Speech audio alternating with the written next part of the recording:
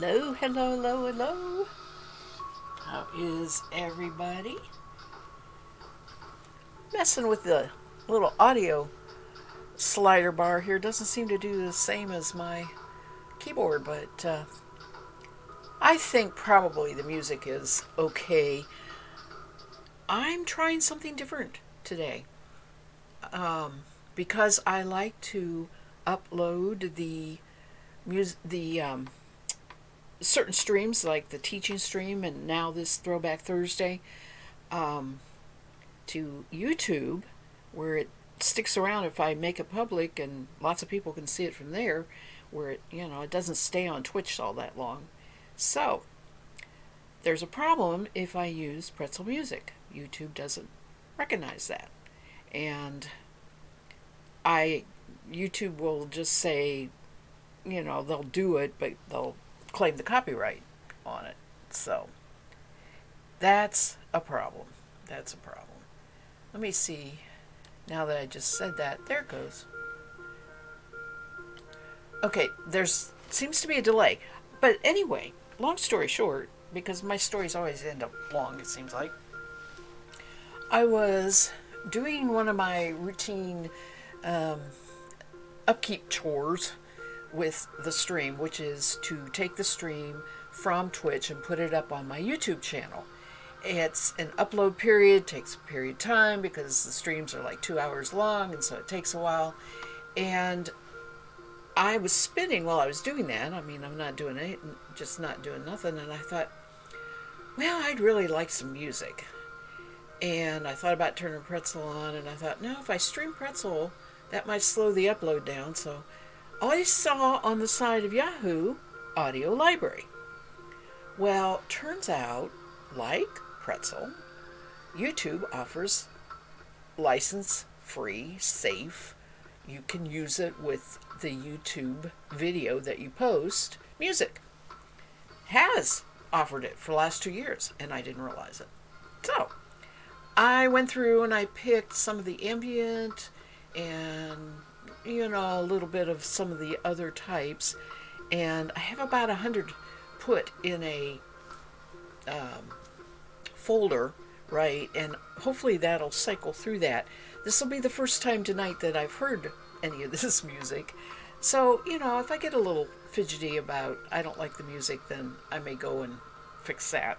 But I'm pretty excited about it. I'm real anxious to see what happens when I upload this stream to YouTube. Whether they claim the copyright on it, they shouldn't, but who knows? Who knows? And ultimately, I'm really actually not that concerned about them claiming the copyright. All I want is people to come and see the video that I put up there, and the other ones that I'm making private are just sort of a storage place for the ones that I've done that I can change and make public if I ever think that I want to, but more than likely I won't.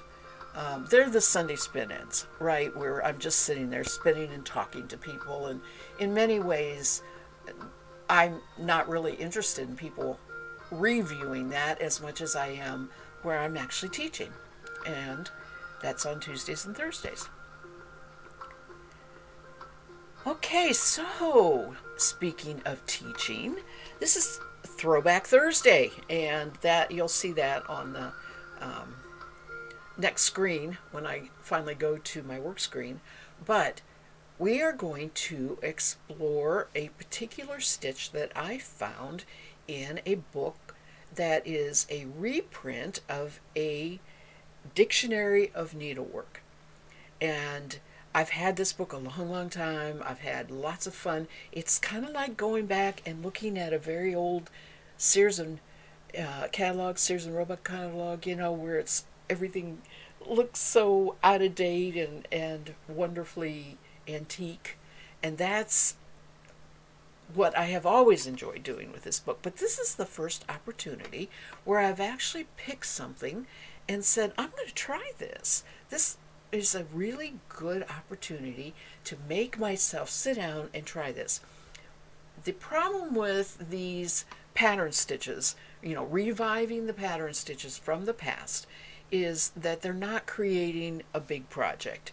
It's a learning process. It's sort of like swatching for knitting, and swatching with just to find out what the yarn is like, not even swatching to get a gauge for something you want to knit as a pattern, right? So anyway, there's oh my gosh, I just lost my train of thought. I see a problem already with the Yahoo. It doesn't roll to the next one unless I open. Well, I have it sitting down on my bar. The thing is open. So let me see something here while I'm thinking about it. I may open and minimize it. I mean, really minimize it. Because I may have to click every single next song, and that's not so cool. We'll see. We'll see. Anyway, I found this stitch. It's a crochet stitch, and I thought, oh, that's perfect. Let's do it. So let me go to the screen here that has the book. This is the Dictionary of Needlework, and I'll read the publisher's note here. Let me go down with a little bit with the music.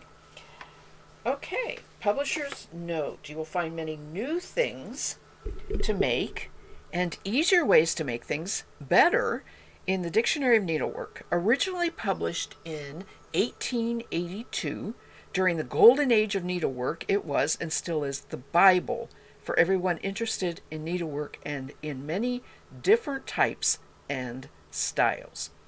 Profusely illustrated with more than 800 clear and detailed diagrams and pictures, it covers all aspects of needlework. That is actually the publisher's preface for this edition, and that was printed in 1972. I purchased this book in the 1970s. I've had it for that long, but it is going to look like it is from the 1880s because they just replicated the 1882 edition exactly as it was. So I will show you the front page for that. It says Dictionary of Needlework, and it says an encyclopedia of artistic, plain, and fancy needlework. And it shows the date down here, 1882.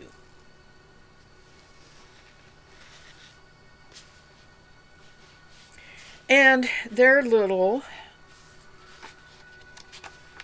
preface is right here, and I'm not going to read all of that, but I do want to read the dedication. The dedication is to Her Royal Highness, the Princess Louise, Marchioness of Lorne.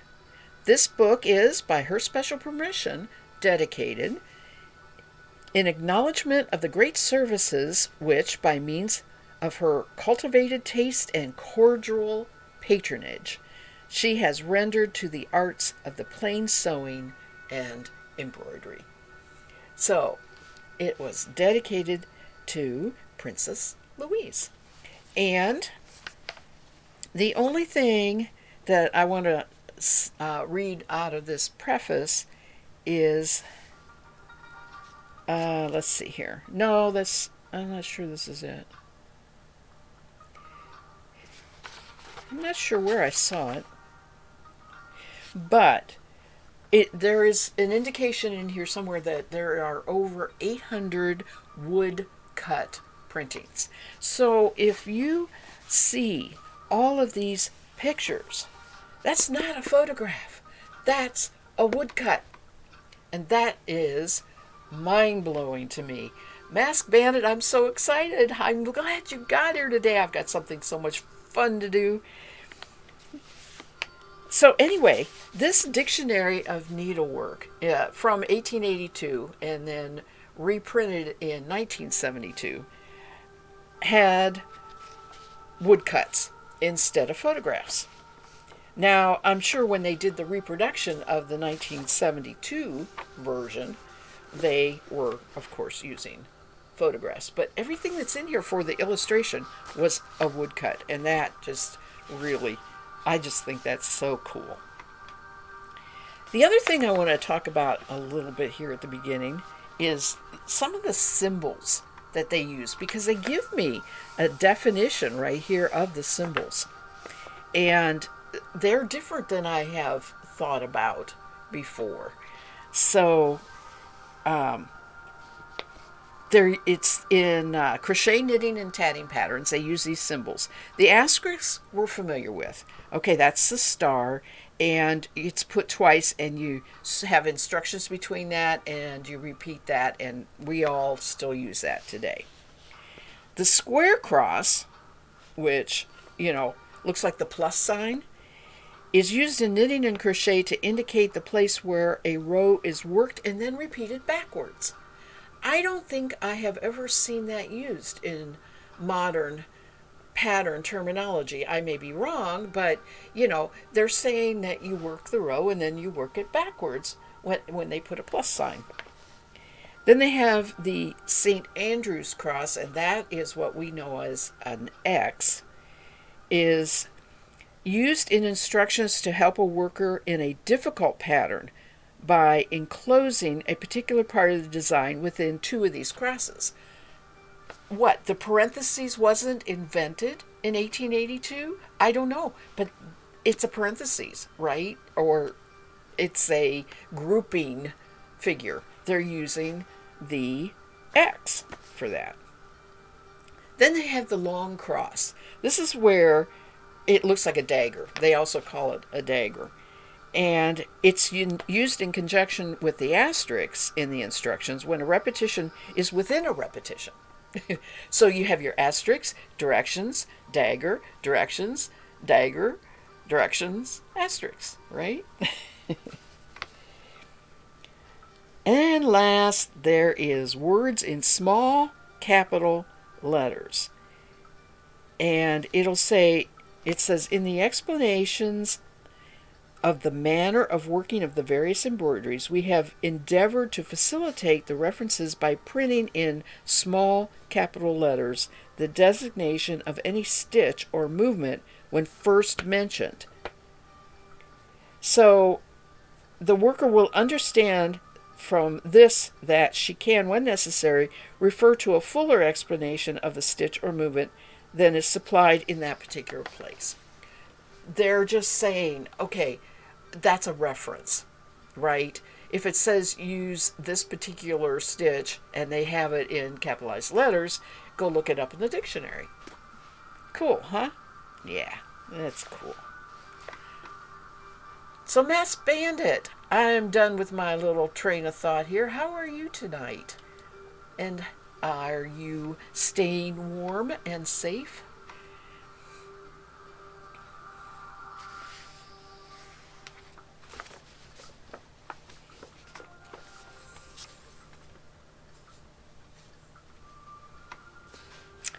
I have quite a bit of instruction for this tatting crocheted stitch, and that's exactly how it's listed here, tatting crochet. And it's a crochet stitch that makes what looks like a tatted circle, right? So, but they're doing it with a crochet hook. And I'm sure there is other versions of crocheted tatting.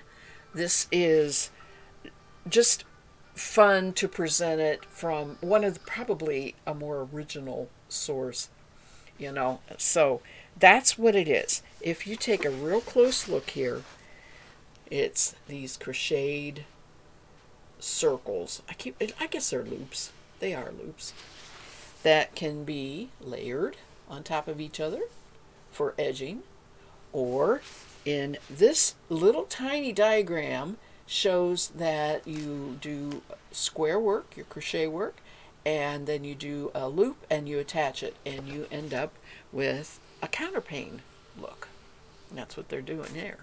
They're just making it bigger and connecting these all together and making bedspreads. And you know, that is the one thing as I look at all these old patterns, they love to make bedspreads and tablecloths, didn't they? I mean, none of this little scarf thing, or, and I say scarf, not a table scarf, but, a neck scarf, or, maybe we'll crochet a sweater or whatever. I mean, these were projects with a capital P.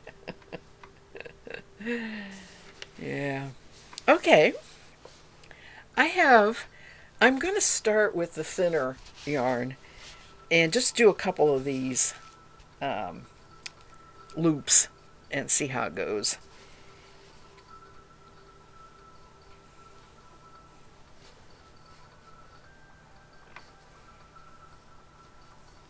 Yeah, I am staying as warm as I can and safe as I can also. They did need the blankets to keep warm. That was very true.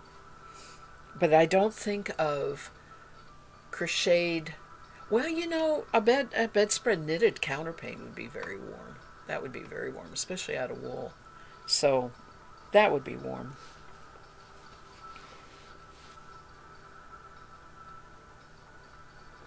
Let me see where my directions actually start here.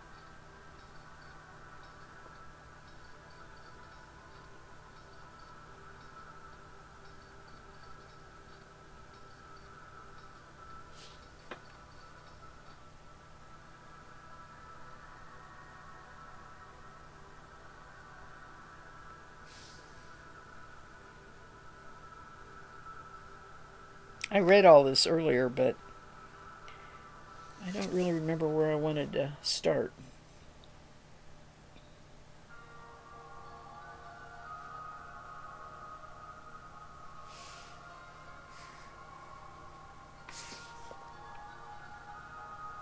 Okay, to commence. Good place to start, right?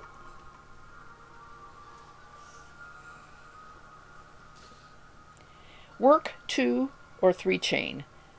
Then make a loop around the left hand forefinger as shown in detail A. Right there. Let me move this. Maybe you can see a little better.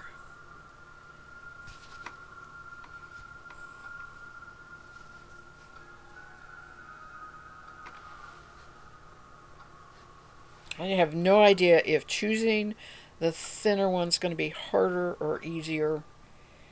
I know that I'm going to be going through a lot of, uh, a lot of loops, and I don't know if that's going to be easier or harder with the thinner. I eventually want to do the thicker yarn that I have, though. Okay, I got a loop around my left forefinger. Actually, I don't have a loop. Now I have a loop. Okay. And my finger there, yeah.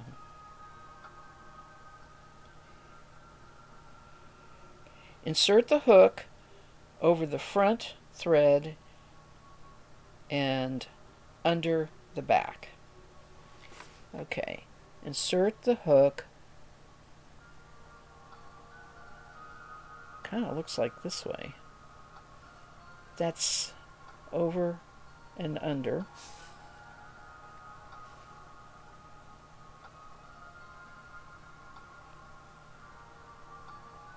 And draw up the thread onto the hook as a knot. Oh wait, was I supposed to? I was supposed to. No, I wasn't supposed to.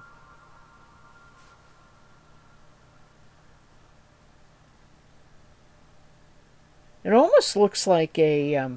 Okay, I think I'm gonna do better with my pictures. It almost looks like a cast on, really.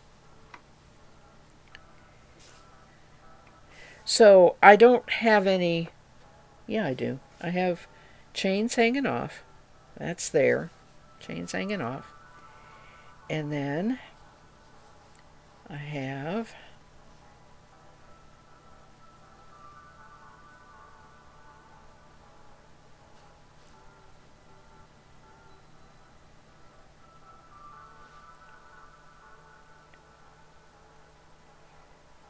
Insert hook over the front thread, under the back. Over the front. I don't understand where I'm getting a loop. I mean, under the back, and drop the thread onto the hook as a knot.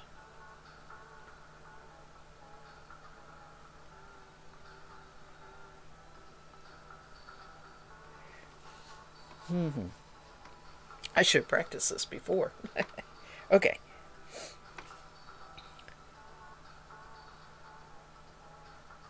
So that is going...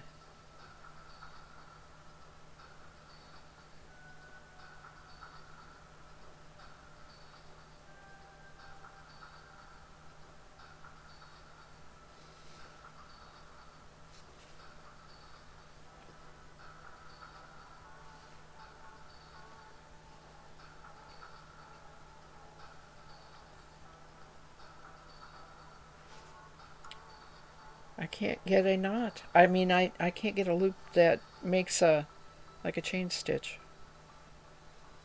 Like that? Is that right?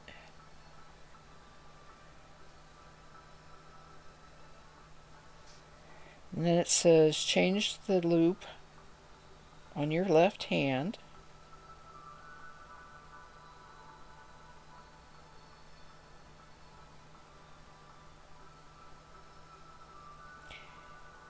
This time under the first thread and over the second.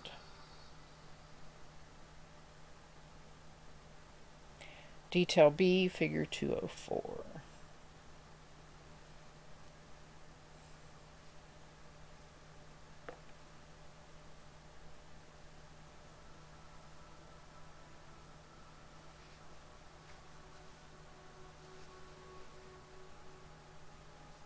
Oops. Well, I think I had it, but...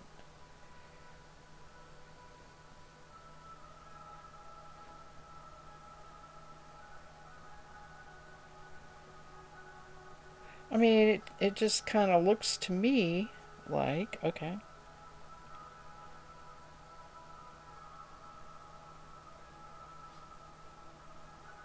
This completes the stitch. Work 9 double knots, then thread round the hook and draw it right through every loop on the hook. So you want to do, what you want is 2 ways of making a loop so that you have a double knot. I mean a double.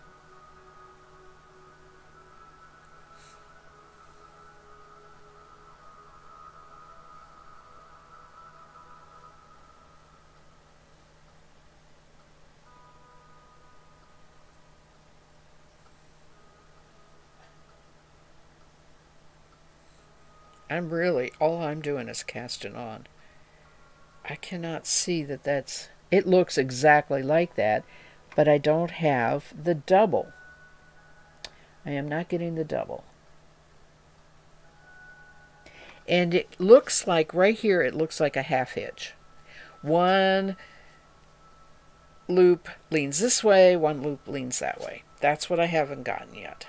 So let me see if I can figure that out. That's what I haven't figured out yet.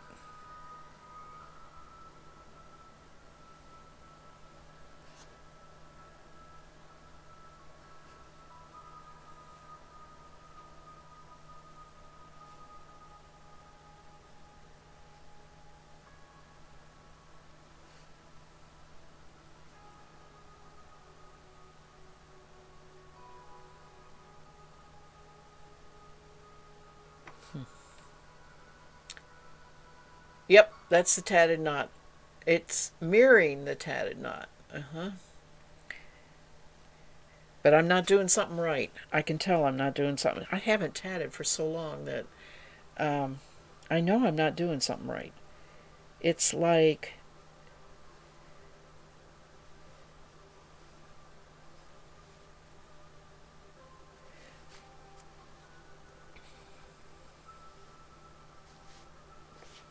The first loop is shown this way. Finger through here, cross on the top,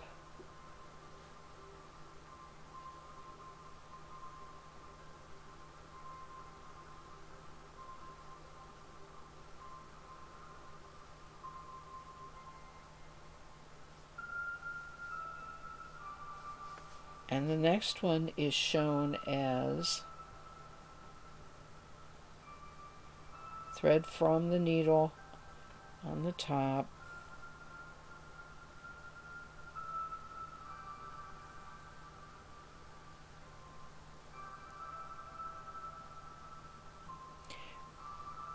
all right, I think, okay, I got it, there it is. I know you can't see this, I know, but I got this part right there. That is the little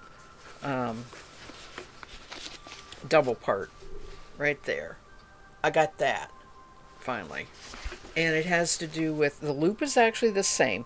The thread coming from the needle is on top.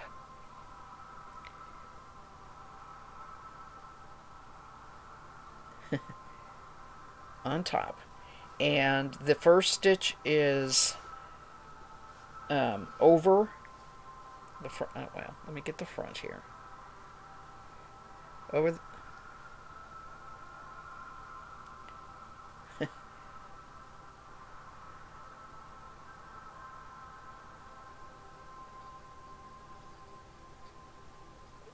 over the front, under the back, and the next stitch is under the front, over the back,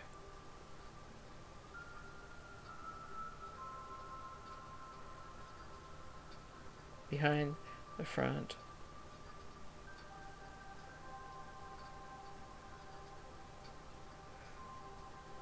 yep, I got a second one. Okay, it's the over, okay, so it's the same loop over your finger, but the first part is over the front, under the back, and the second part is under the front, over the back. And I have more trouble with the second part.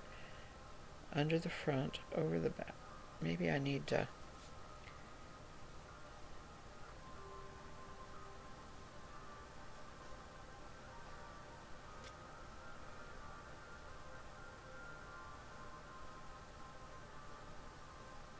Under the front, over the back.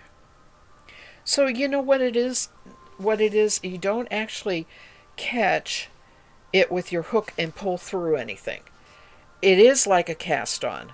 Over the front, under the back, just make your loop, and then switch the other way.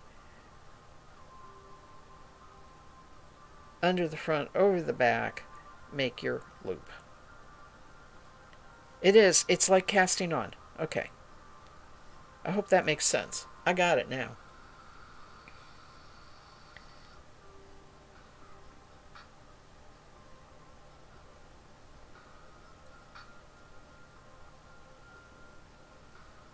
Yep.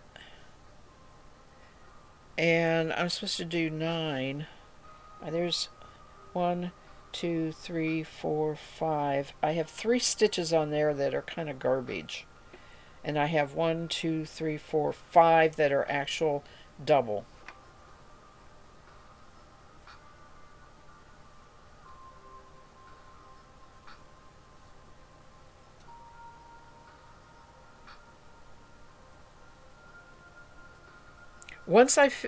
It took me figuring out that I am just casting on. I am not pulling through like a crochet stitch. It took me figuring that out. And once I figured that out, then I got that double knot.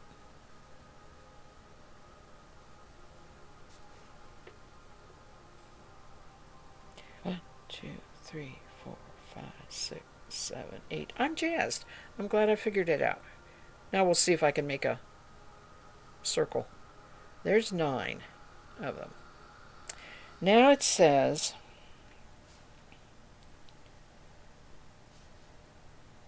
work 9 double knots, then thread around the hook and draw right through every loop on the hook, casting them off in the manner of this detail C.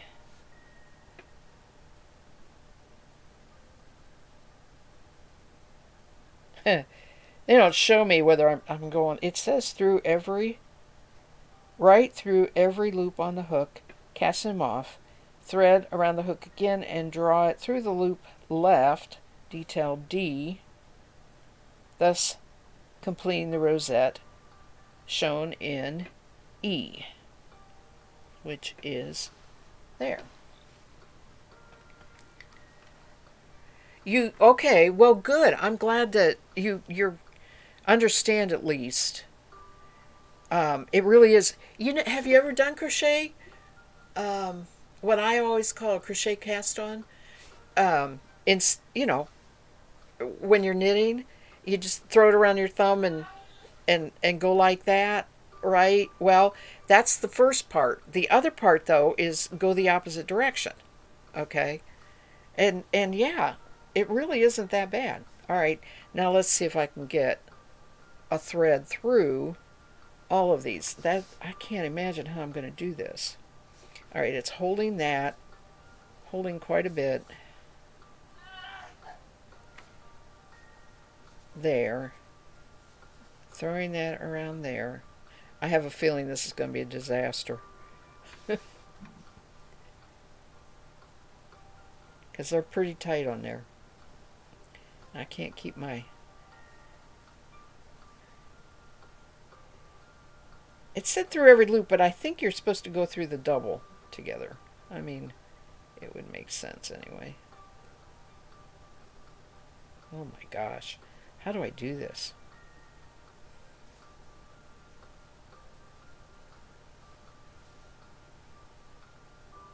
I think this is why I wanted to start with a thicker yarn.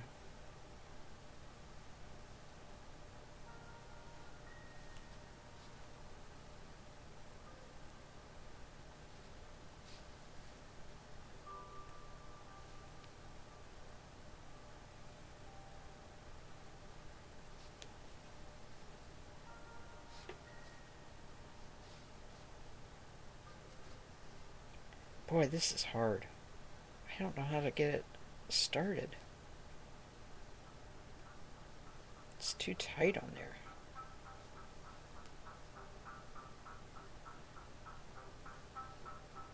Alright. How do I loosen this up?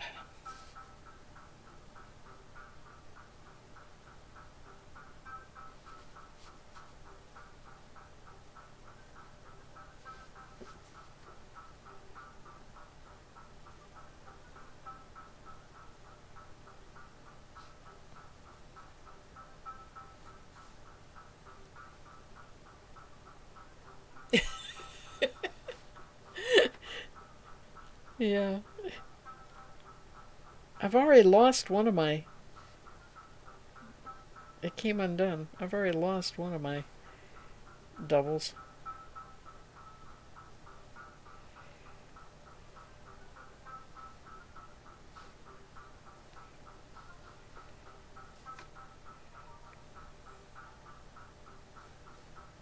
I know I shouldn't do this first time on a stream, but I am not going to get myself to do any of this without the incentive of embarrassing myself here on the stream. It's like, did you see me do that? Can you believe I did that? Alright, come on. I feel like if I get one started, they'll all kind of go, but really can't figure out how to get it through the loop.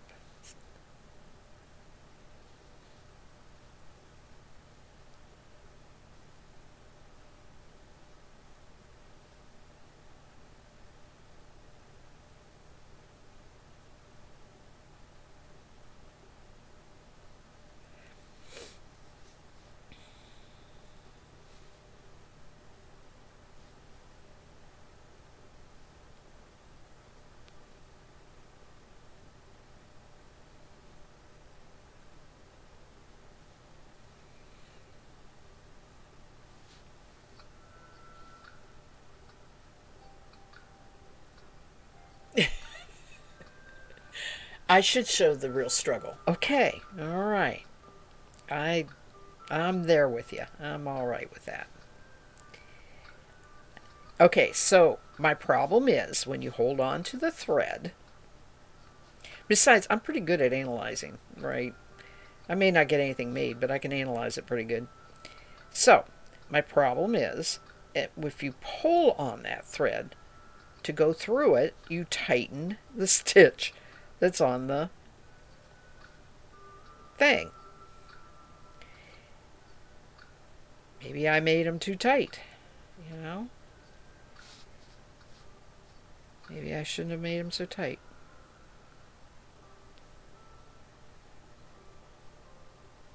They're pretty. They look nice. But okay, I am going to take these off and see, they don't even want to come off over the hook. So I believe I have to go a lot looser tension because they don't even want to come off the hook.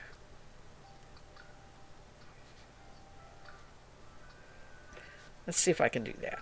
Not tighten them up, not snug them up. I should know because I always do things way too tight. Alright, I wonder if that's going to be too curly Q. Maybe it'll straighten out. Alright, here we go again.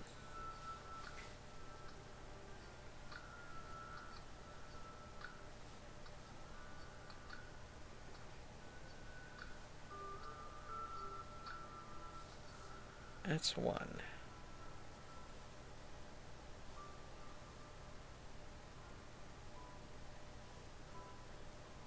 That's two.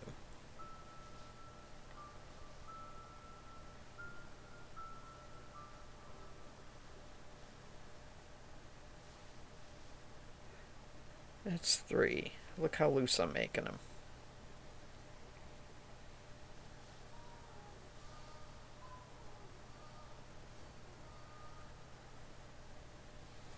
Four.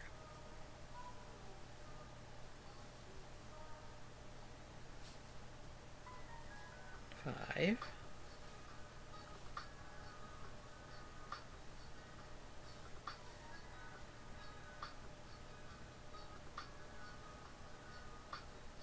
Six.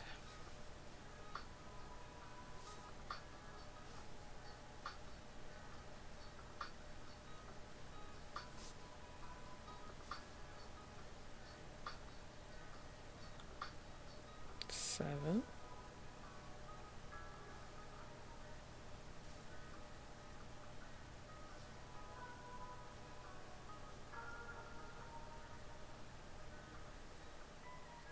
8.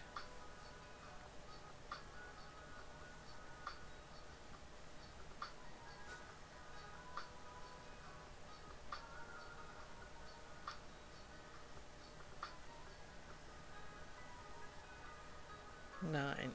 Oh yeah, way looser, way looser. This should work. Now if I hold this down here,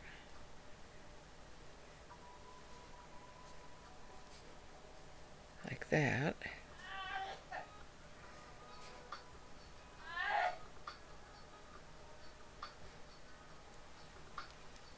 she seems to be holding it that way.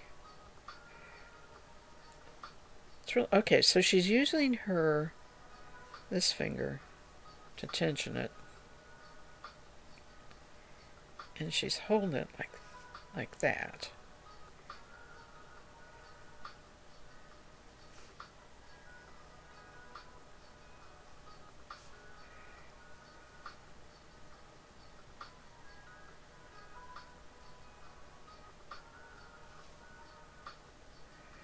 Oops. That's gonna keep it going the same way here. Here we go. Alright, we are gonna go through every loop or the double loop. I'm not sure.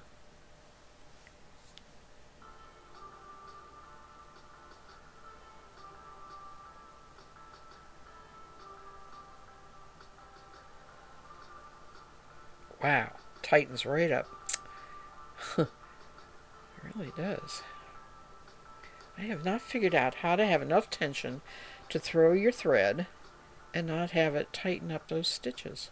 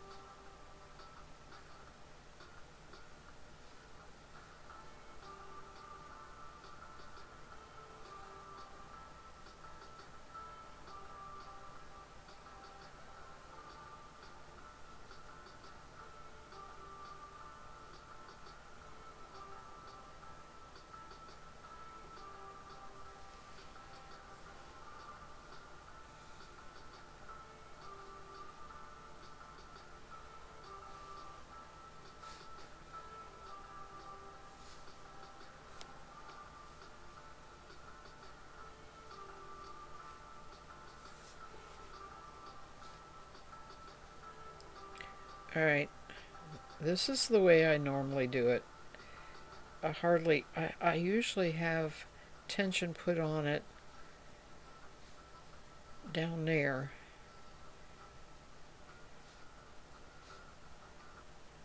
I've been trying to hold it like it shows in the picture, and I am just going to do like I normally tension my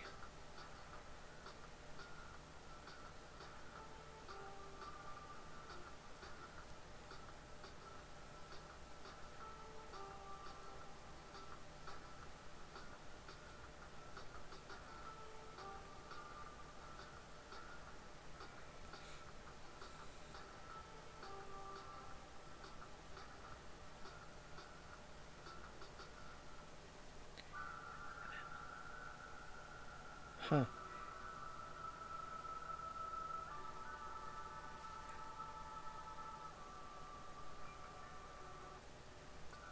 Come on, loosen up.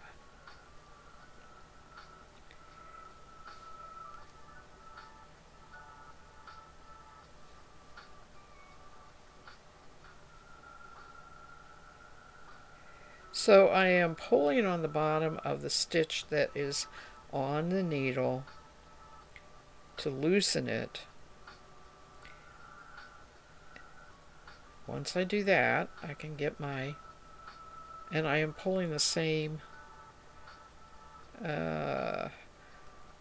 loop that's over the hook over each one, through each one.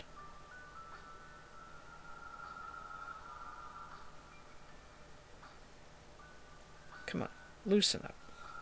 This one won't loosen up. This is just tedious. Very tedious. I can't imagine.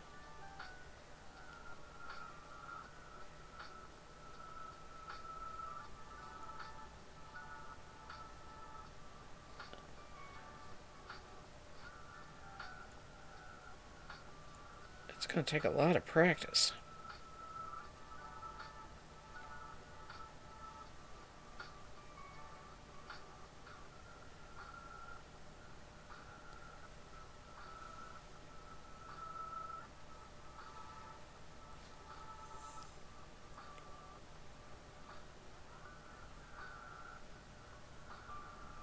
Okay.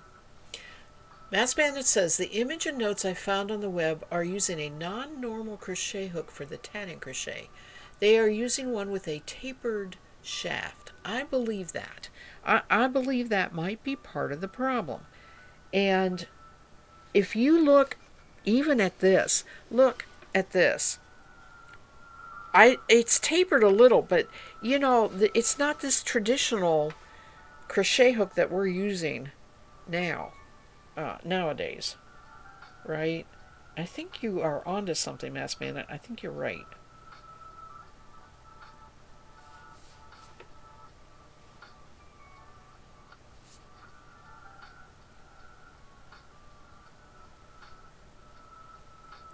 Although I don't really have anything like that that I know of.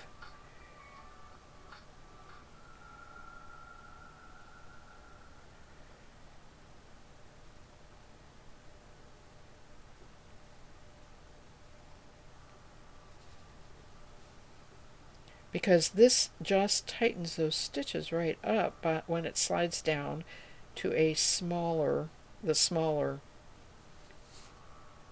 uh, decline towards the hook,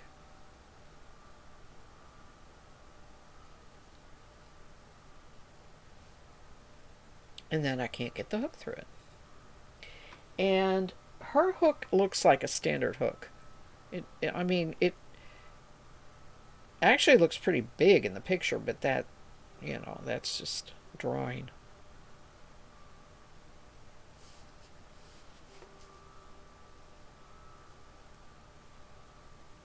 Okay, so let me think about that.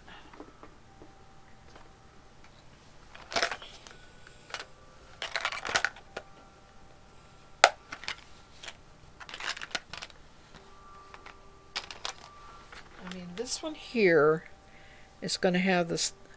I'm going to use with thicker yarn.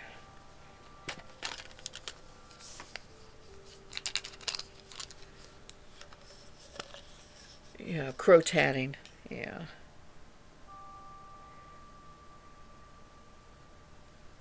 This one might be a little better.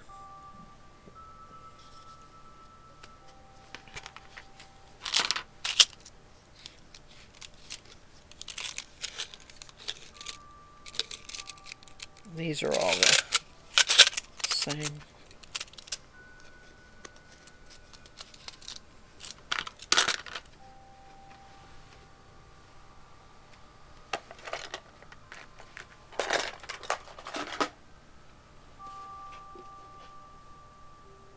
All right. I'm going to try a different hook. I'm just going to cut this and throw it away. It's been used twice.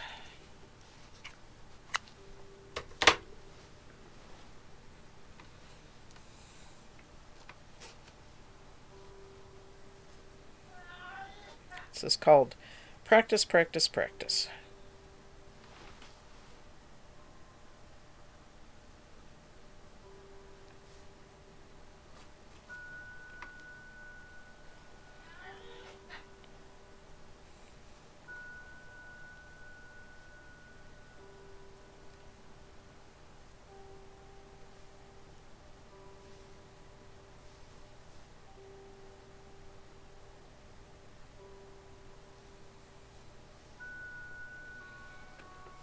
All right, let's see if I can get this going here. Oh, oh, oh, oh. Ooh, I'm having trouble with my knee tonight.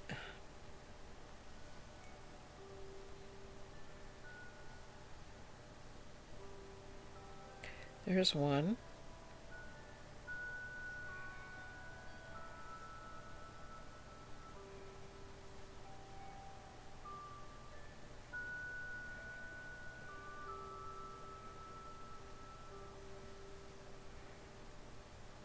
Two.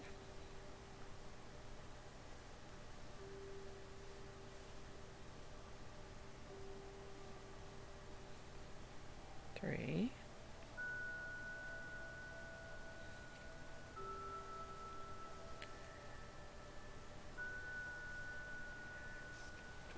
Four.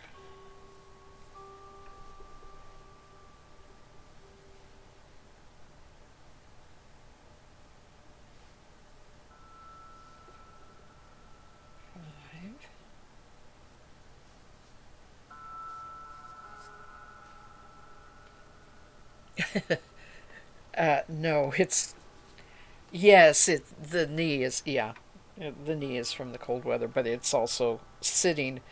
I have sat an awful lot today and not moved as much as I should have. 1, 2, 3, 4, 5. I did a fair amount of spinning today.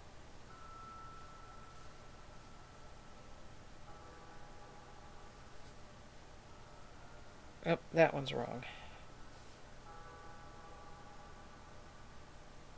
I guess that's right.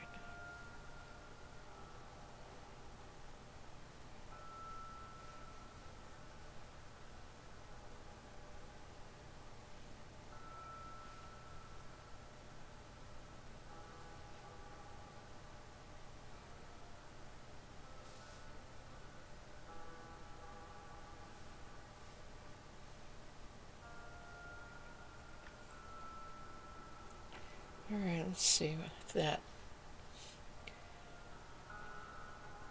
Let's see if this is going to help a little bit.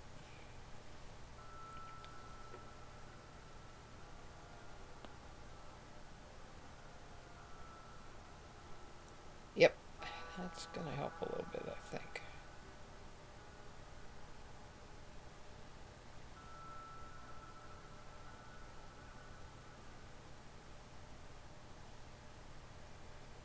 And it's so loosey-goosey, I don't know that it's going to make a rosette at all.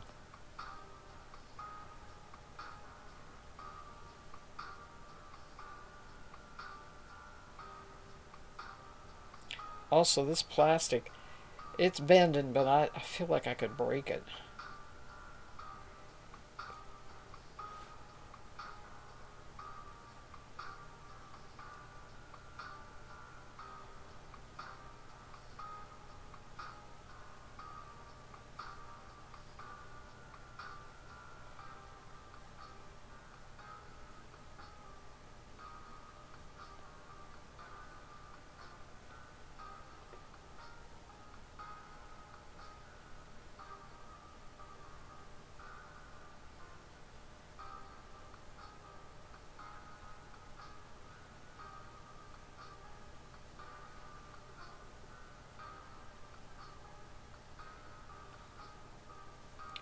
Okay.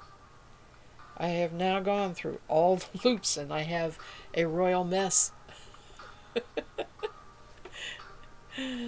uh, oh, you saw somebody break one on stream once? But I've gone through all the loops and now it says make a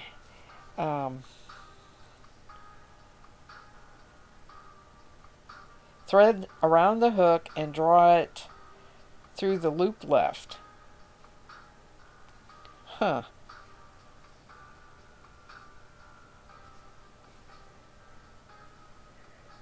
Oh, I think they're coming from the other end here.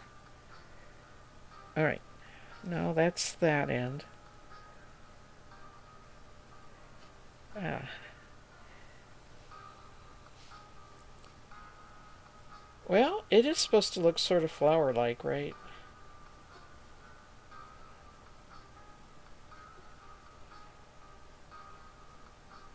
What do you...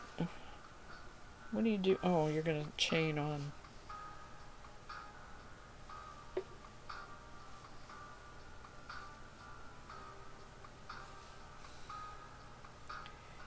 Okay. Now, I am going to move this a minute so we have the green backdrop. I'm running out of room to put place things. And let's figure out why this isn't making a rosette. Not at least the way I would think it should. It's because of all these really loose, not the same tension threads. But let me try the thicker yarn next. I'm going to try one more with this. I don't call that anywhere near what they did. It don't look that bad. It looks bad, but I mean, it just looks very unperfect, right? All right. Let's try another one here.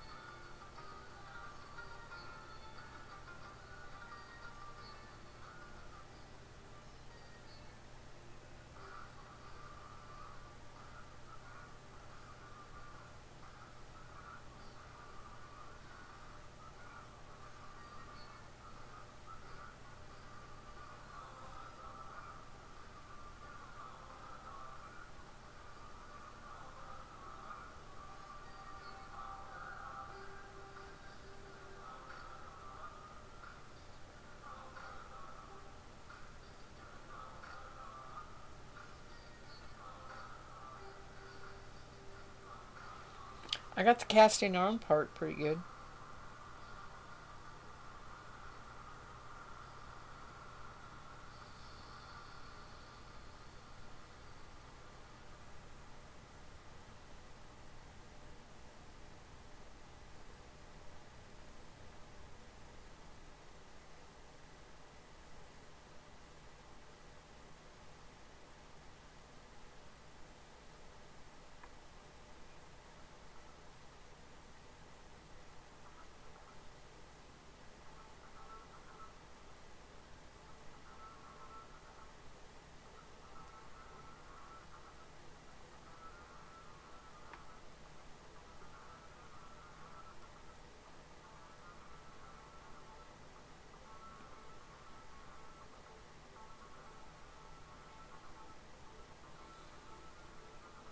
All right, let me see if I can get another rosette here.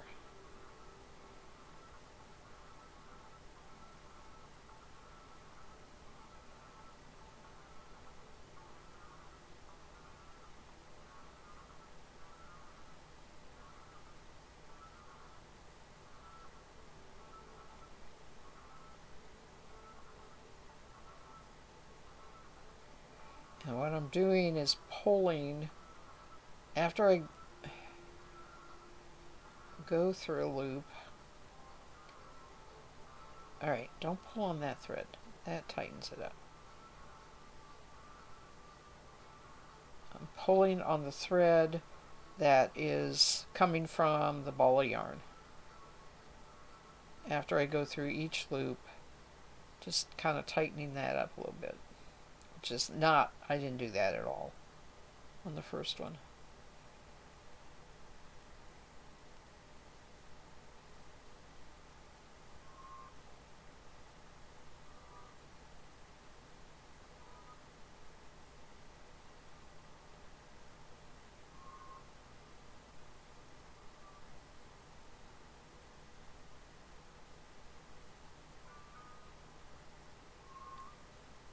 Can you see my hands at all here?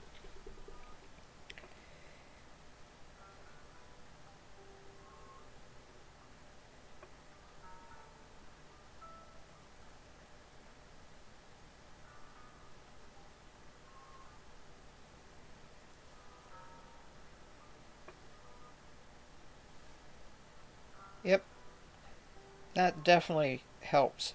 As long as I don't tighten the what's on the needle until after I get the loop through it, and I do one or two of them, and then I pull on the thread from the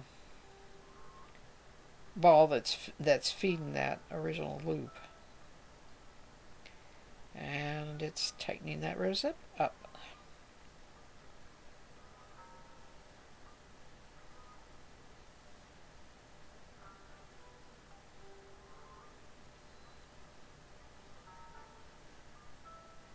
Well, this one went faster.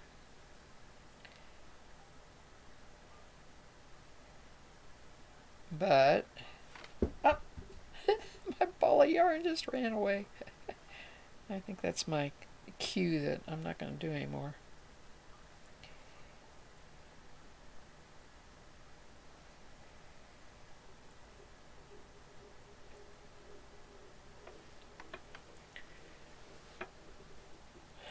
Bullion or beading knitting hook on Amazon. Hi. Is that KY stand for Kentucky? Kentucky Fi? Welcome.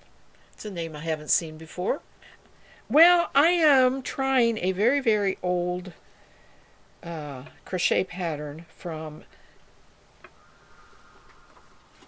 a what is called Dictionary of Needlework. And it's supposed to look like this. It's supposed to look like that. Sorry. It's supposed to look like that. It's not working out yet. I'm still working on it. I got what I would call flowers. I don't have, it's not for Kentucky. Okay. I don't have what I would call true rosettes, like those nice little rosettes, but gotta start going here. And Mass Bandit, I see what you're saying. I will definitely check that out and probably buy one because I would like to see what the difference is. What kind of hook, that they sell for that probably would make a difference and help. So now I'm going to try it with a thicker yarn. And I'm going to put it down here out of the way. Thank you. I don't think they're beautiful at all, but I appreciate the enthusiasm. I really do. Because anytime you learn how to do something like this, there really isn't that much difference in the thickness between these. But this has a little less body to it. I don't think it's going to look as because this is crisper. It's not holding the tension as well. But I could be just talking through my teeth here too. I don't really know.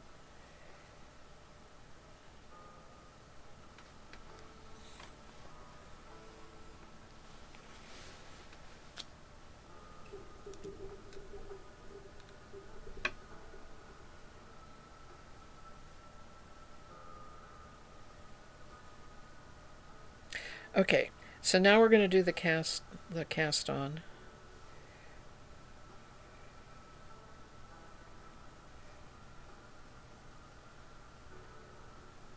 That's one.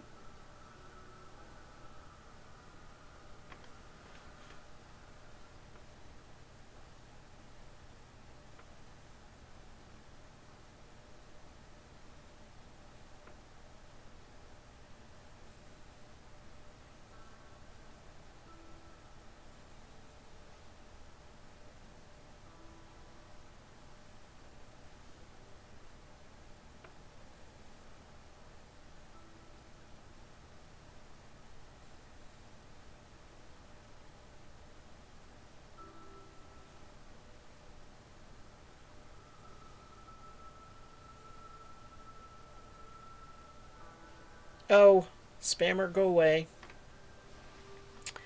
I didn't take the mod settings on.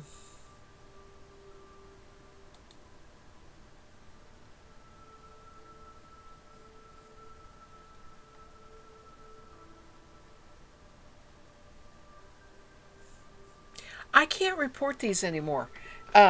Twitch is no longer taking reports for these. Oh yeah, I can. I think I can. There we go. There we go. I got them reported.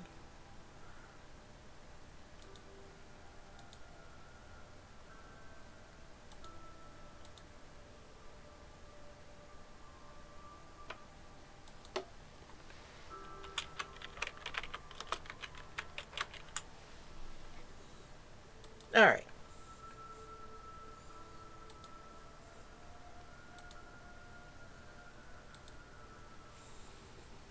Spammer gone. Now, where was I here?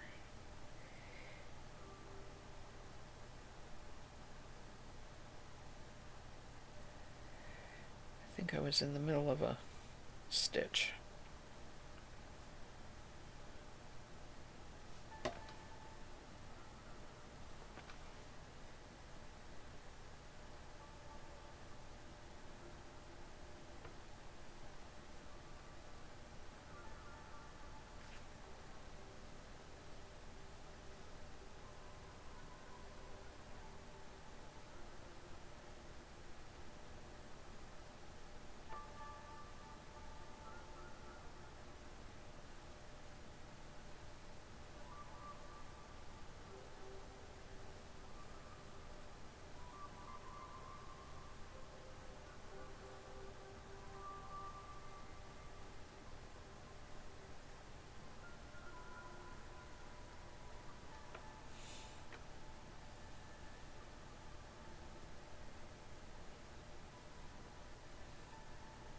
One more.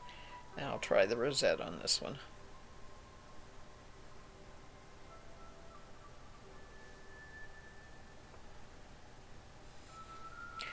Okay.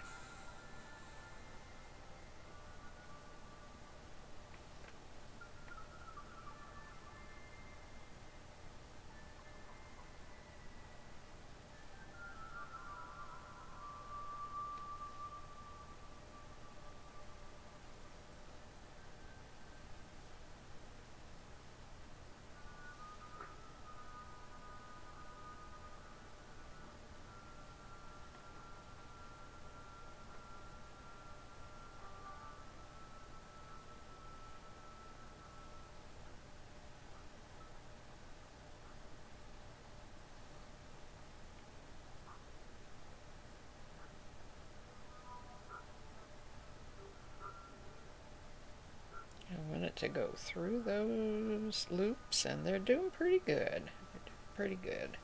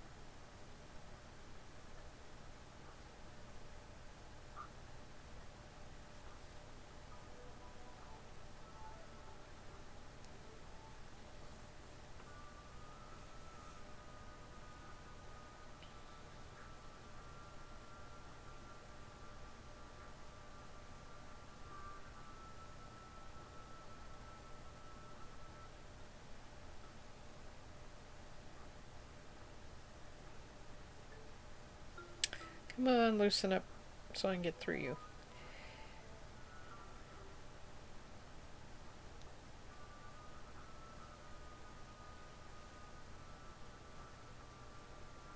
Okay. Now we're on a roll.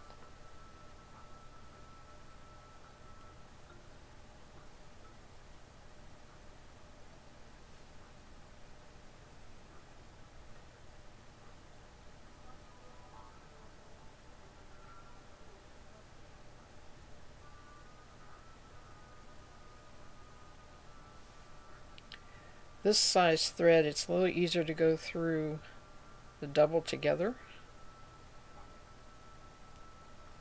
Or I am finally getting my fingers to figure it out.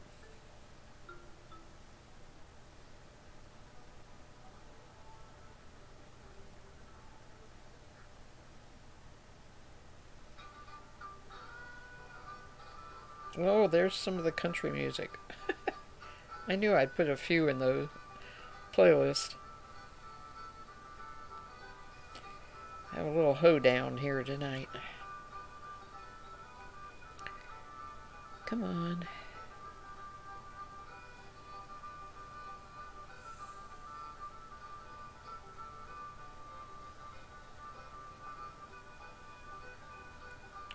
On the whole, I haven't been too yeah, YouTube music hasn't been too bad. All right, so I got a little bit better. I have one loop that's. I also am not sure that I am closing it out exactly right. Let me investigate this again. So I have a loop left, and it says throw your thread, draw through the loop left, thus completing the rosette as shown in E, which represents 3 of the tatted rosettes connected by a 3 chain. Yeah, it's just pull it through.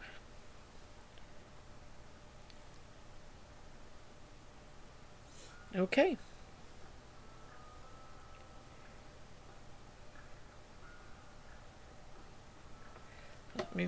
one or two more. I want to know how you, okay, how you lay them over each other. Let's see here.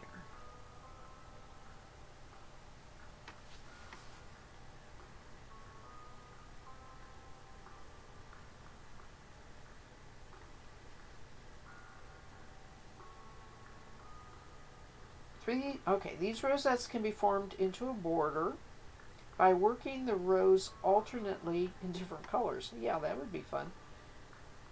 Work the first row as already shown and reverse the rosettes in the second. Yeah.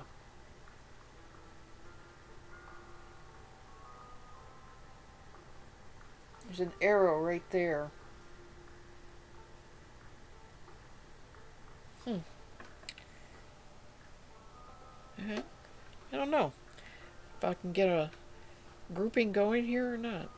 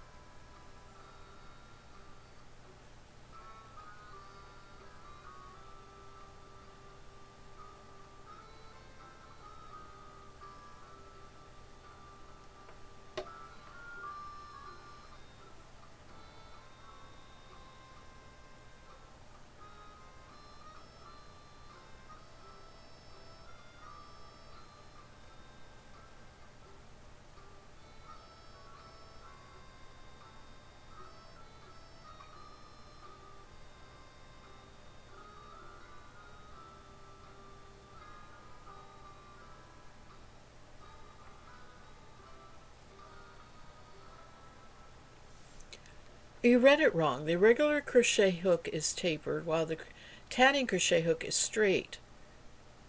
Yeah, that's what I was saying. The reason I picked this crochet hook is because there's no, I mean, the only taper is this little bit right here. That and making my tension really loose. And then as I'm taking them off, I pulled up on this thread, pulling the rosette tighter. So that to me is about, I can do it right with the regular crochet with this hook, but those steel ones was not working. There was a big, huge amount of taper there instead of being all the same like this one is.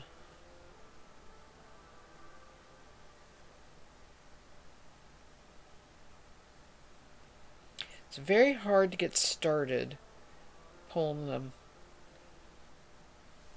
the thread through the loops.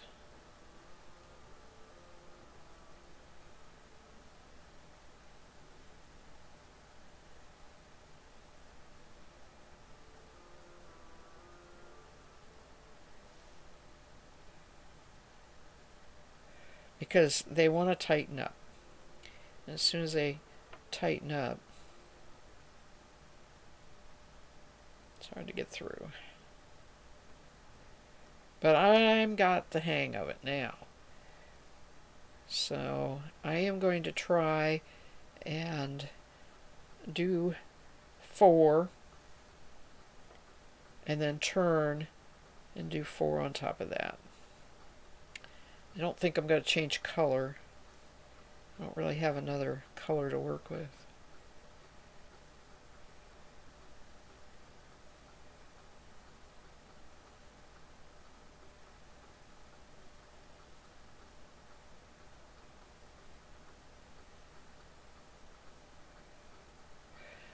Or I may do the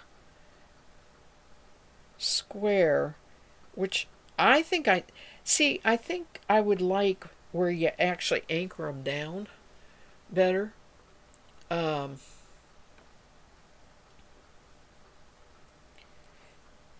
Instead of just hanging around loose.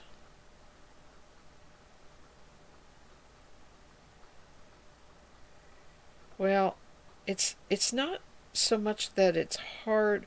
It is fiddly. And it could be the tool is fighting me. It could be that I'm just not adept at it yet.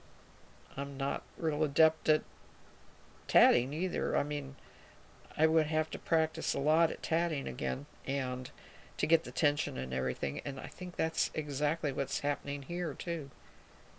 It's a tension thing.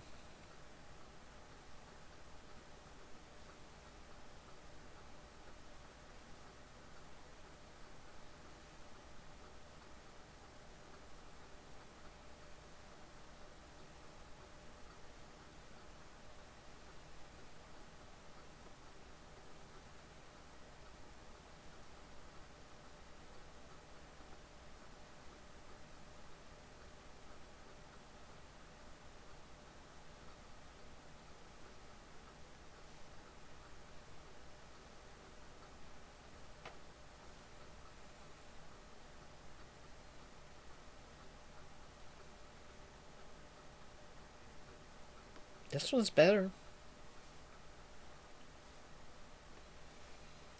Already better. Can you see that? They are. They're already better.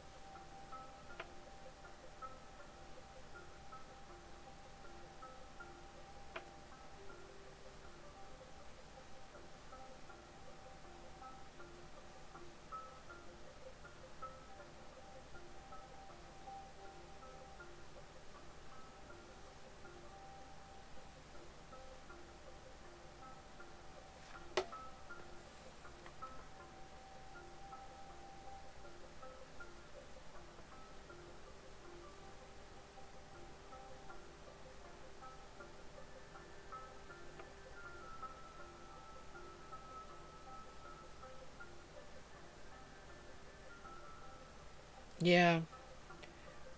The other thing is this casting on, you really do switch the loop. I mean, you turn your finger that way, you go, oops, you would loop your yarn, your thread like that and go over under. And then the next one, you go under, over. So it's like, it goes faces over, under, under, over. My finger faces that way for one, that way for the other. So over, under, it's pointing one way.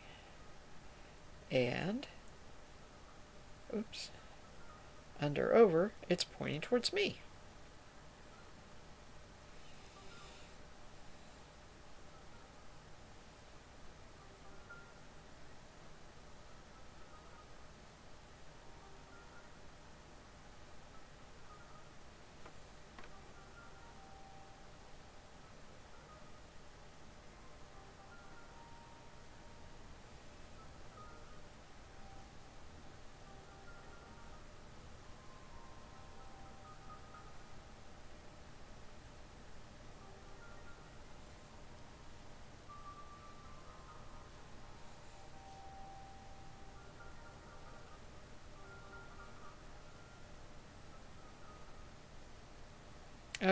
let's get this started through the loops.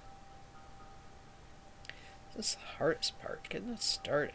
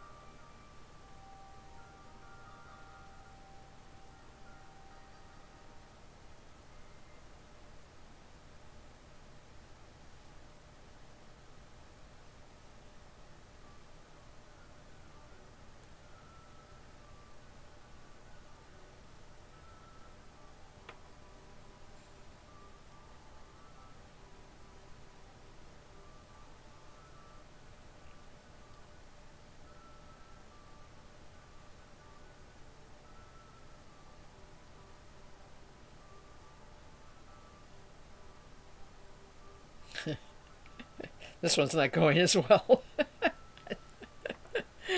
Oh, goodness. I think I'm going cross-eyed. Woo.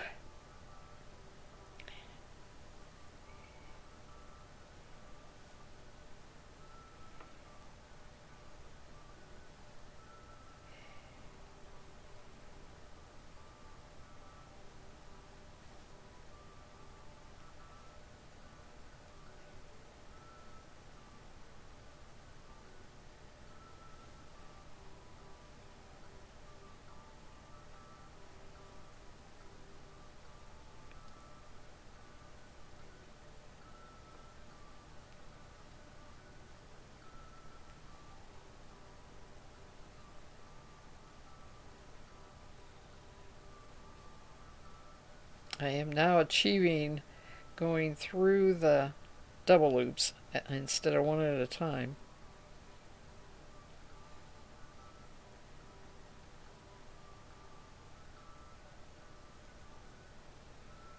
Oh, well, not that one. That one didn't work.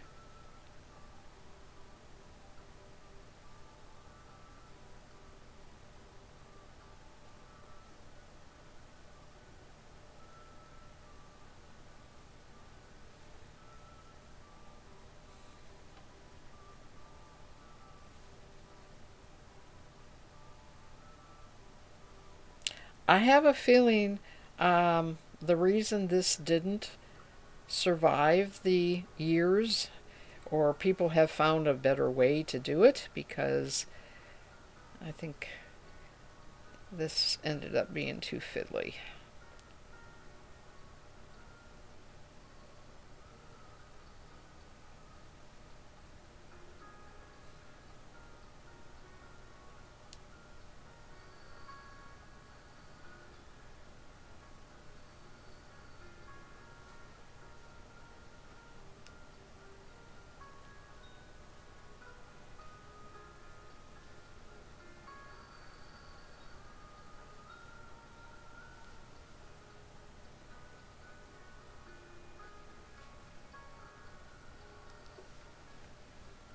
Oh, I'm sorry your foot's hurting. That's fine. I understand. Oh my goodness. I appreciate you've been here chatting, and you take care and rest that foot, get better. And I'll see you next Thursday, maybe, if you're not working. Sunday, maybe. Um, I'll be on next Sunday afternoon and just spinning. And I appreciate you looking things up for me. And I will definitely check it on Amazon. So take care. Good night. Be well. It's been good to see you. Thanks.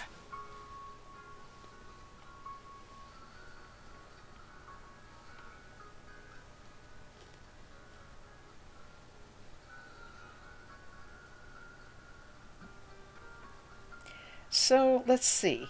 On their little diagram, they show the rosettes going down. chain at the top, and they switched. I turned it over,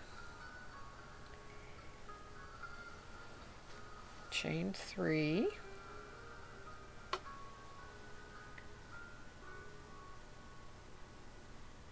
wow.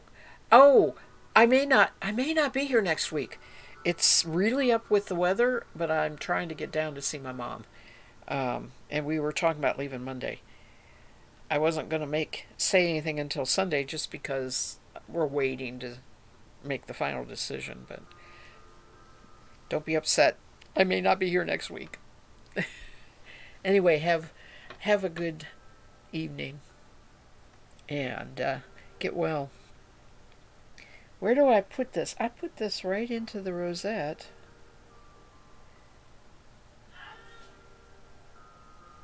Okay. Looks like I put it right into there.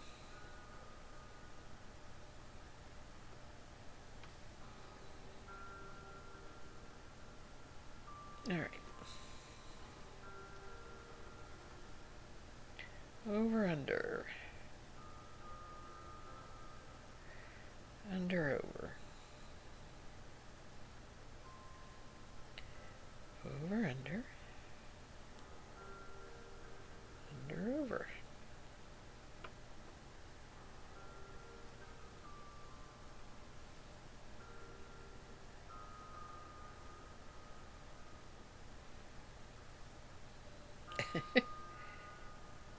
Here we go.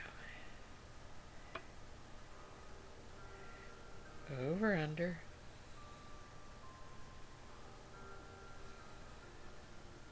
Under, over. Over, under. Under, over.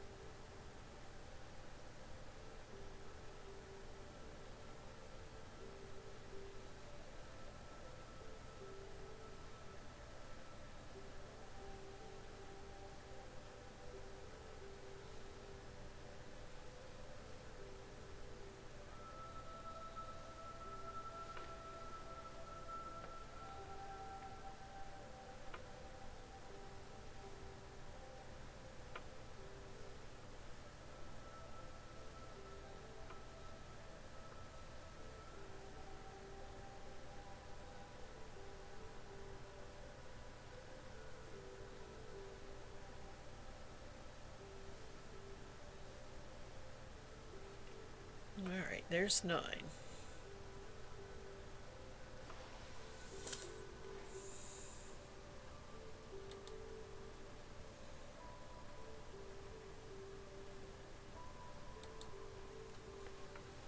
All right, so what I'm doing is I'm going to make another rosette and try to see if I can get a second uh, line going like they show here, where you go back and forth, although I don't have different color, but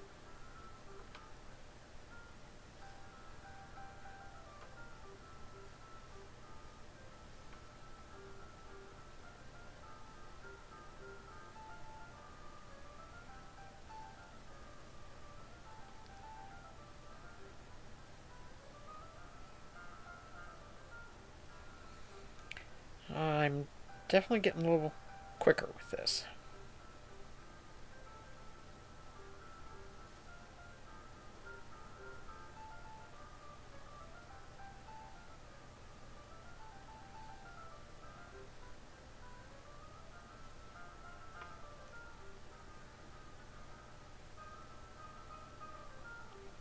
The way I'm struggling, you'd never know I was actually I can crochet. This is not like double crochet for so many rows.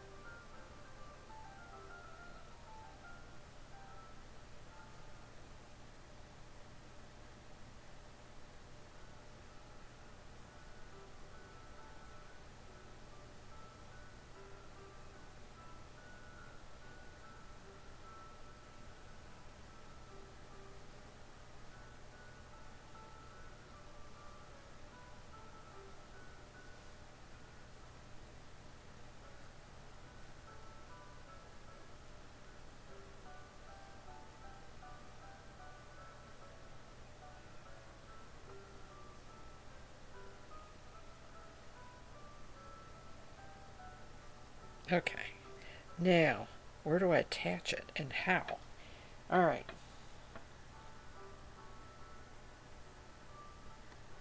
Okay. Carry the thread down in the front of the hook.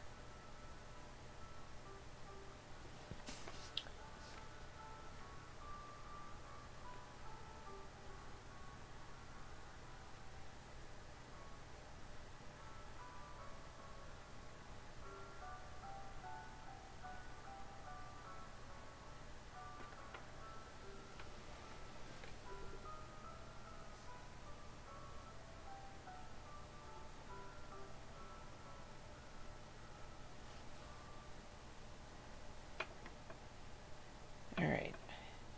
I got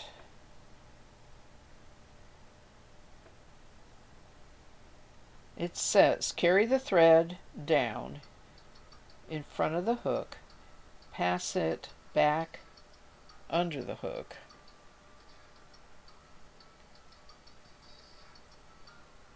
Alright, so it's making a loop.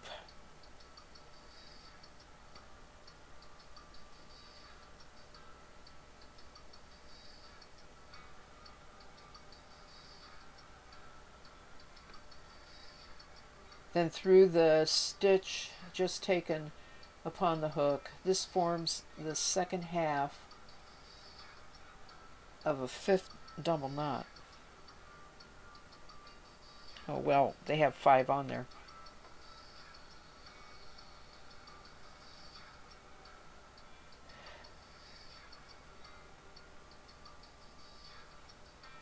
I don't think I'm doing this right. It kind of looks like you're making in each a half.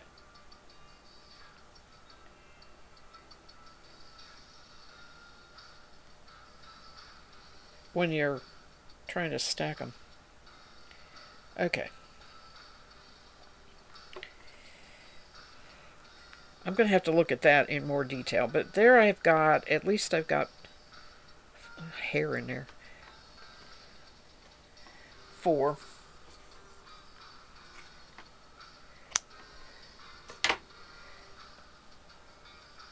In a line.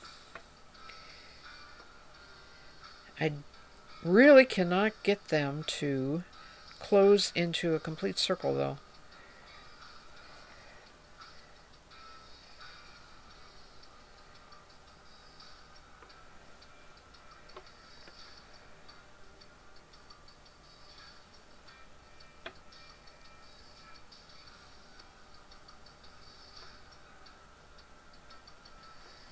Not exactly sure why. Huh. Alright. I have about 20 minutes left. I am going to try the square that they're doing here.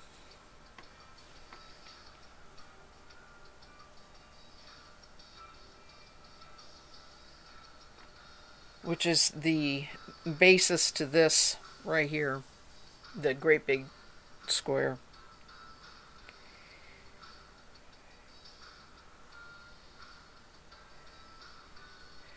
And it says,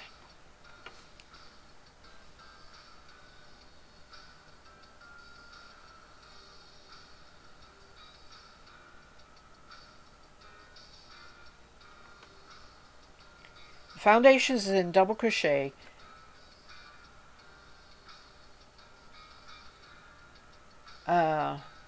Commence with a chain of 4.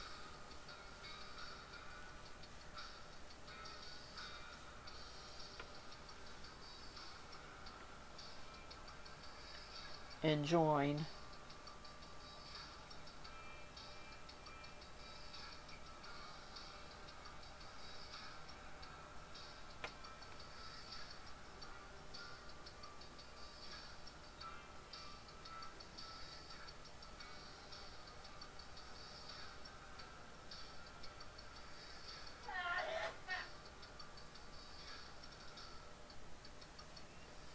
Work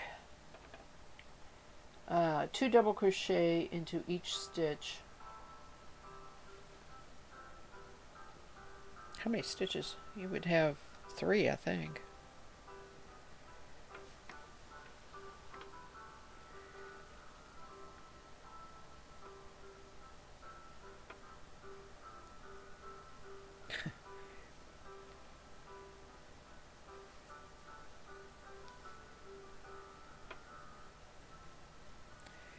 Oh, come on, open back up. My ring just closed up. There it goes.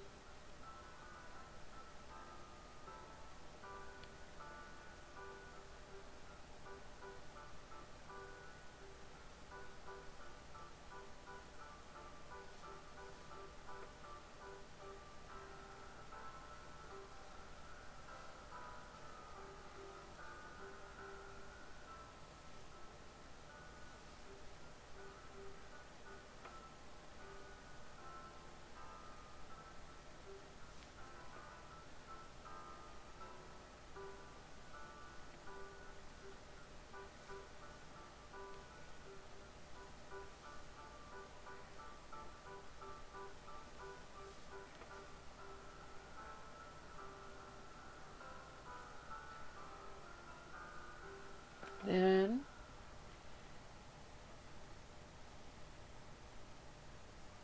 work 2 double crochet in each stitch, so I'm making 4.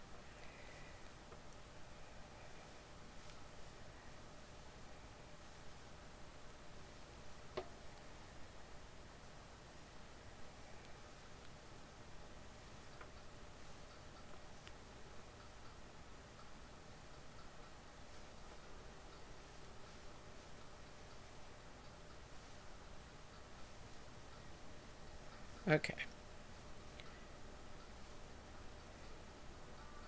Now, I have 6. 3 double crochet in first stitch,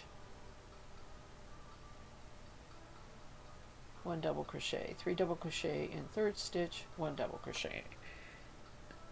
Oh, I was only supposed to have 4. All right.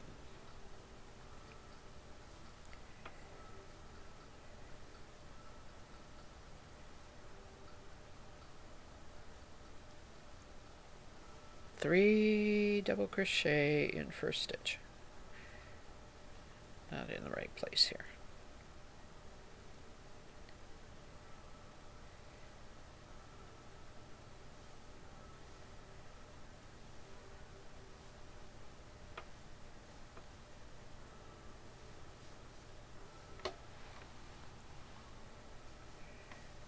Two,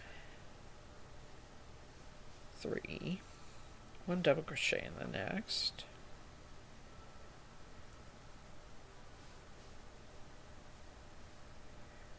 Is this how we square it up?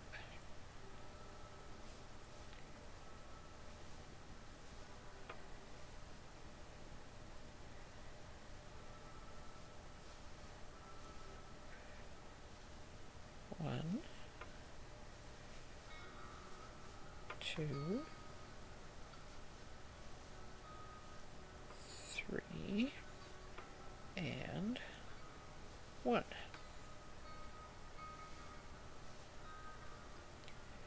Okay. That was row 2.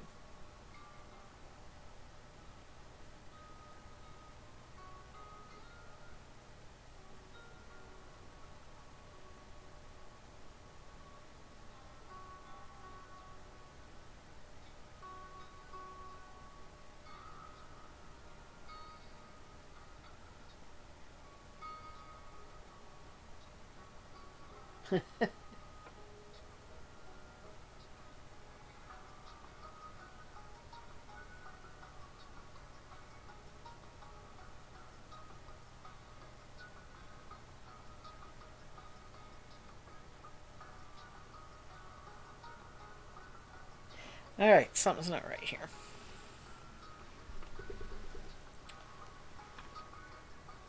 Because it goes on second row. This is chain of 4.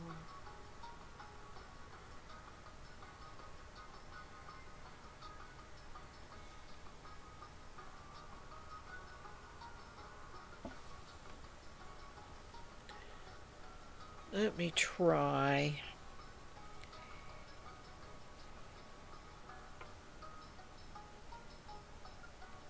getting these more distinct so I know what I'm doing here.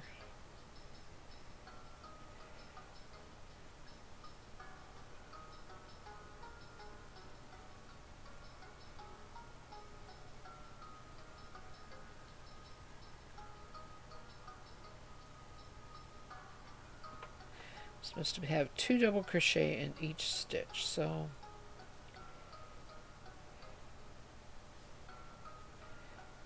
I should, looks like I should end up with 8.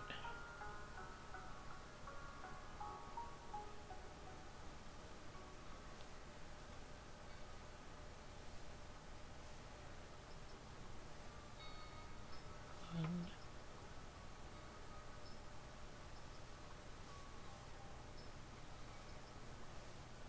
2,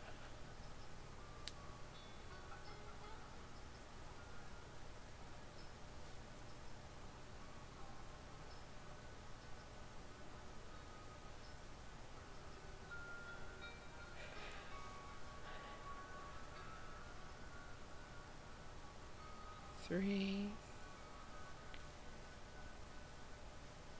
4,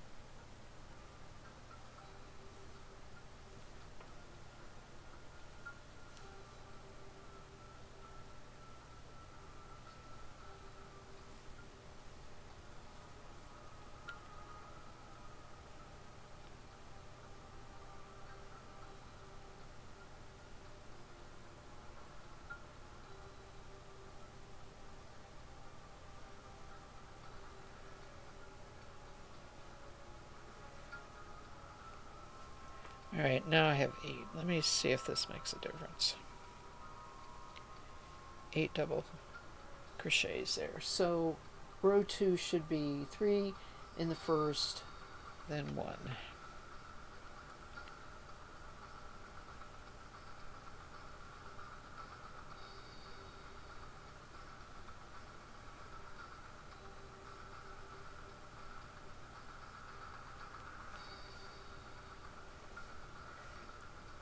One, 2, 3,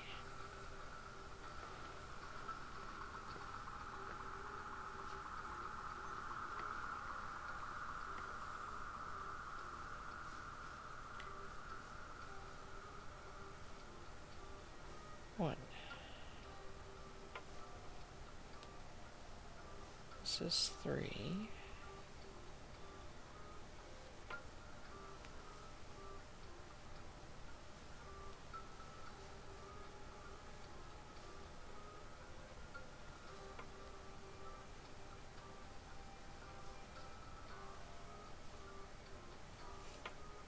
This is 4.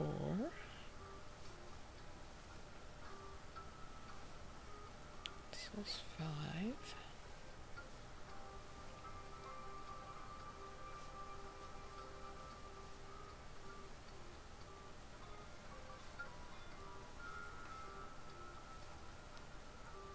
This is 6. 7.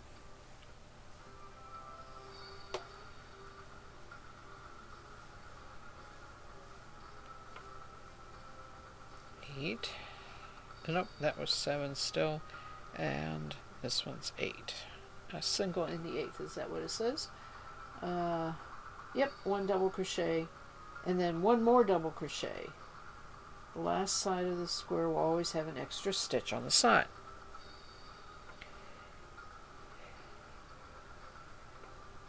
more double crochet. Okay, now what's row 3? 3 double crochet in the corner stitch, 3 double crochet on side,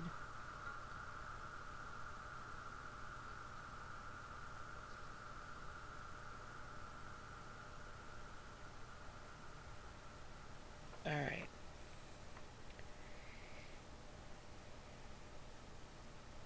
I still have a circle. I'm trying to square this up. So row 3,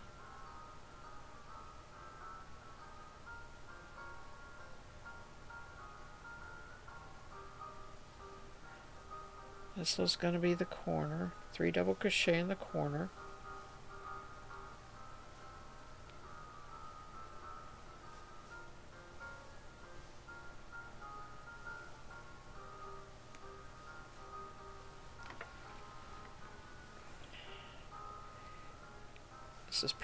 This is standard granny square.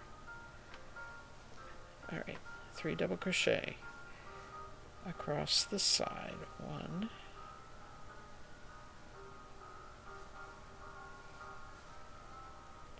2,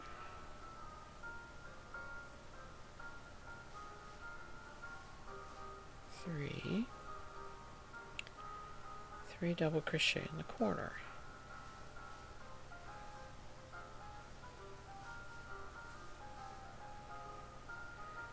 How do I get to the rosette?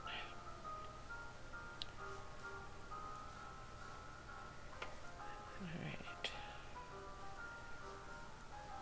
1,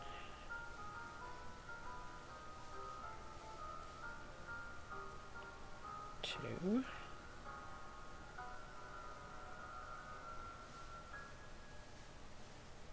3. That's 2 corners.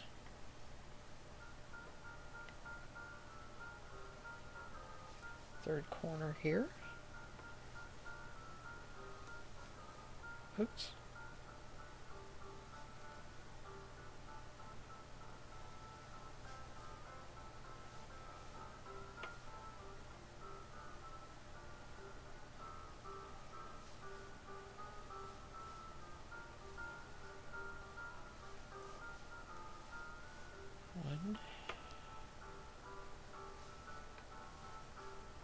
Last side.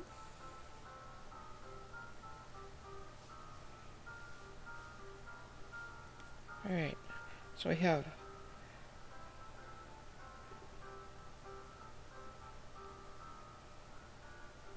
a corner here.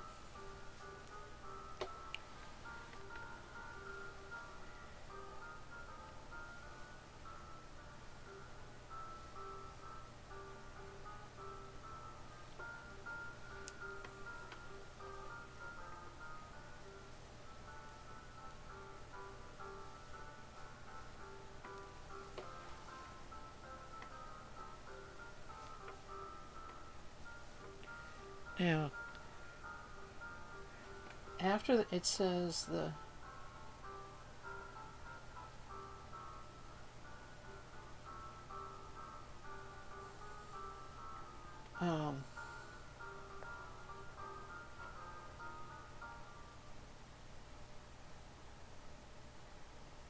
one more double crochet. Last side of the square will always have an extra stitch on the side, which mark as all rows commence from it.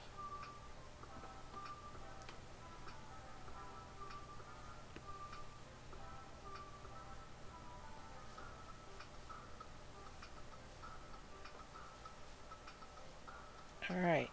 So the fourth row says 5 double crochet on a side. 1, 2, 3, 4,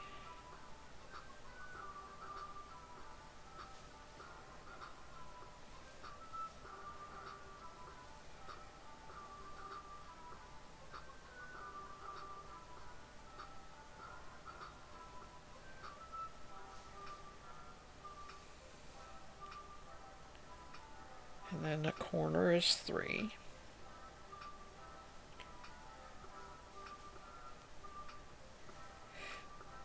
Well, I want to get to my rosette. I think I have another row yet here before I do.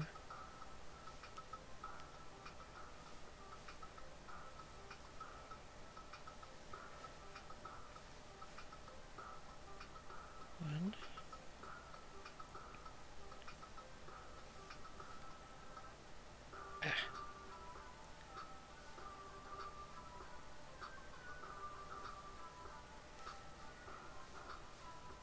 Two.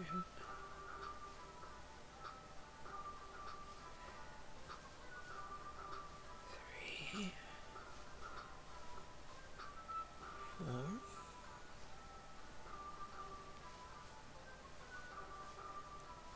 Next corner.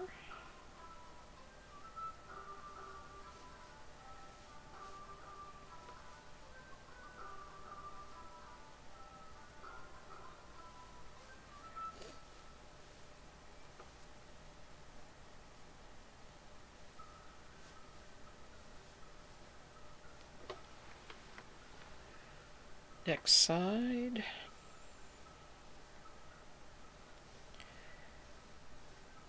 1, 2, 3.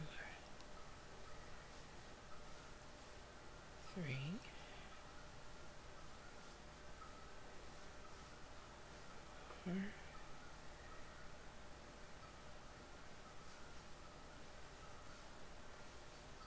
Corner.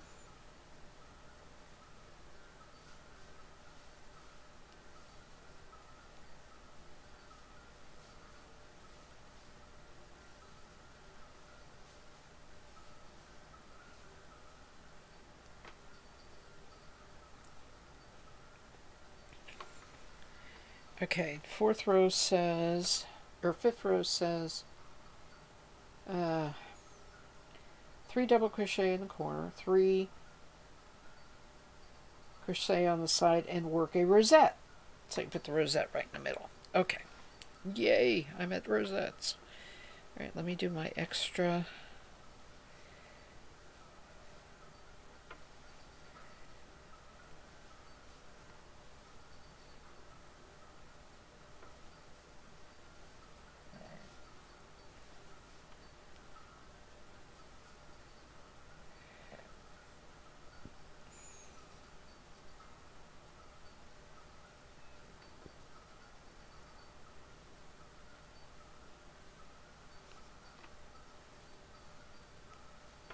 Alright, rosette. Okay. Now, there's no extra chain, you just do the casting on. So, over and under and over. Over and under and over. I wonder how many you do.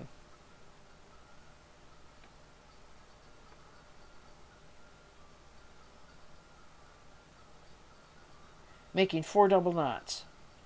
Okay.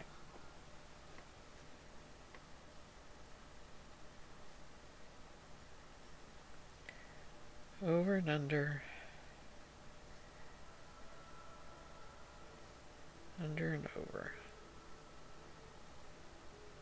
Over and under and over. So there's my 4 knots. Now let's get my loop through there, and it says, okay, making 4 double knots, then secure the loop by passing the hook through the loop.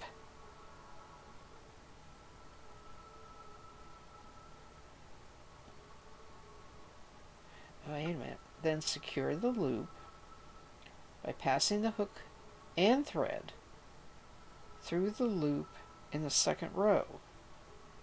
Finish.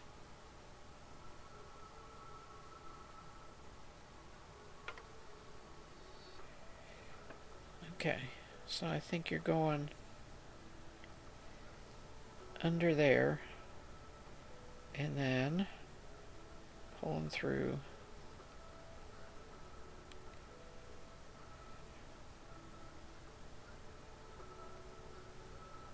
The loops. Oh yes, easier said than done. Come on. Don't fight me now.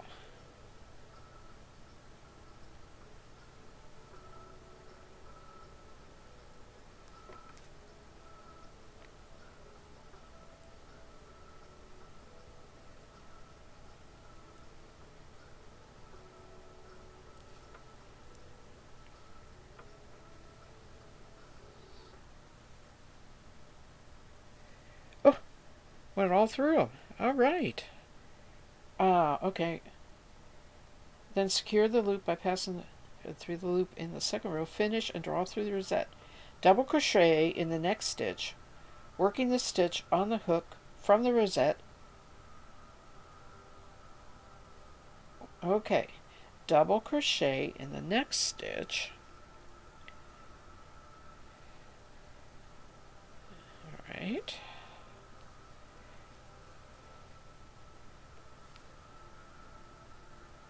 Well, it just made a nice little bump. I think it needed to be fastened a row lower, though. It did say second row.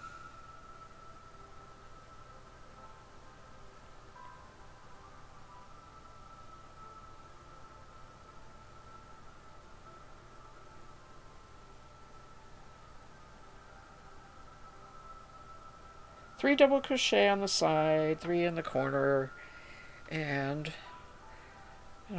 okay.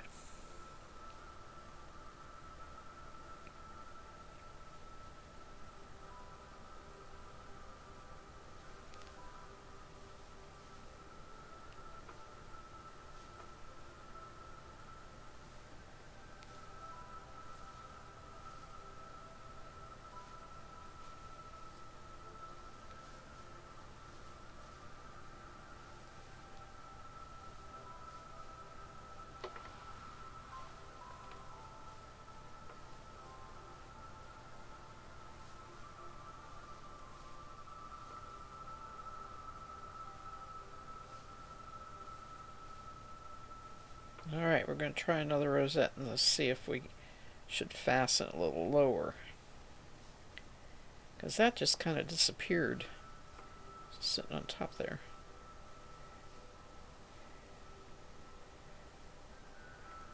Alright. Rosette, 4 double. Over, under. Under, over.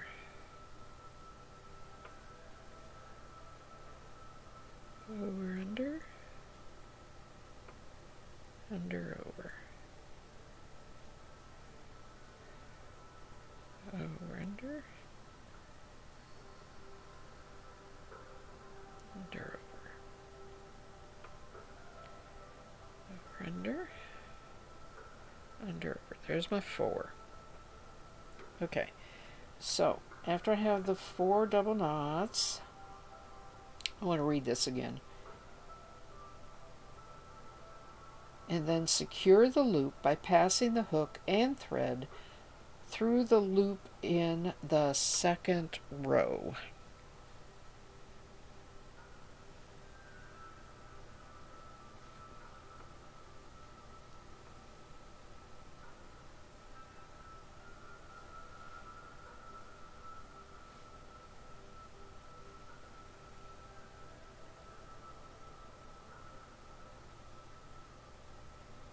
I think, I have no idea which one's the second row. And I'm pretty sure they're talking about down in here.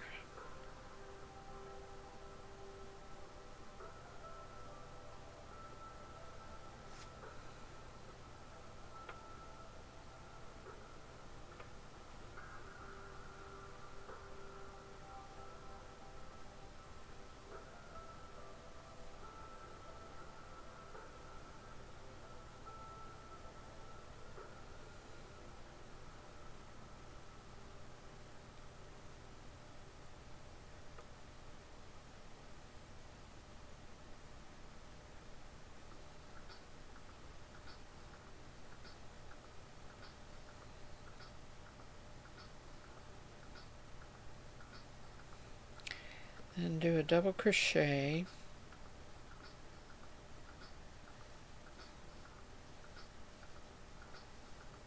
Three more. That's supposed to be my corner. Oh wait, is it three more? Double crochet in the next stitch. Wait a minute.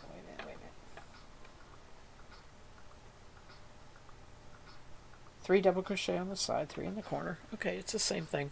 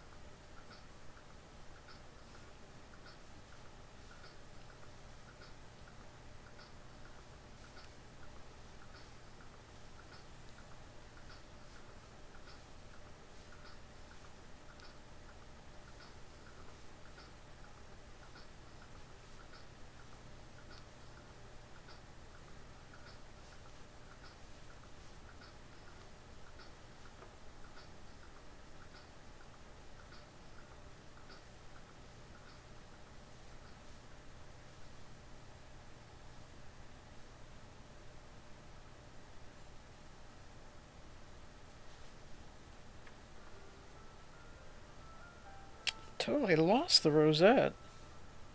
It's right there. You just can't even hardly see it.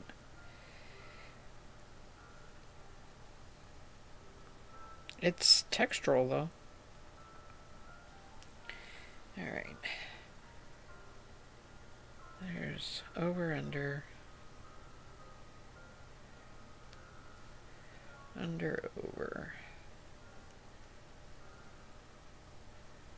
Over, under, over.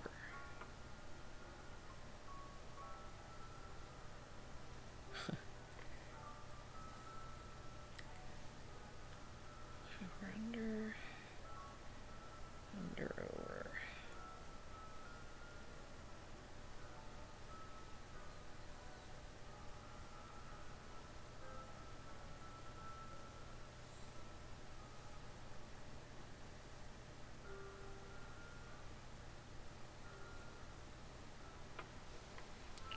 Alright, let's see about fastening this again.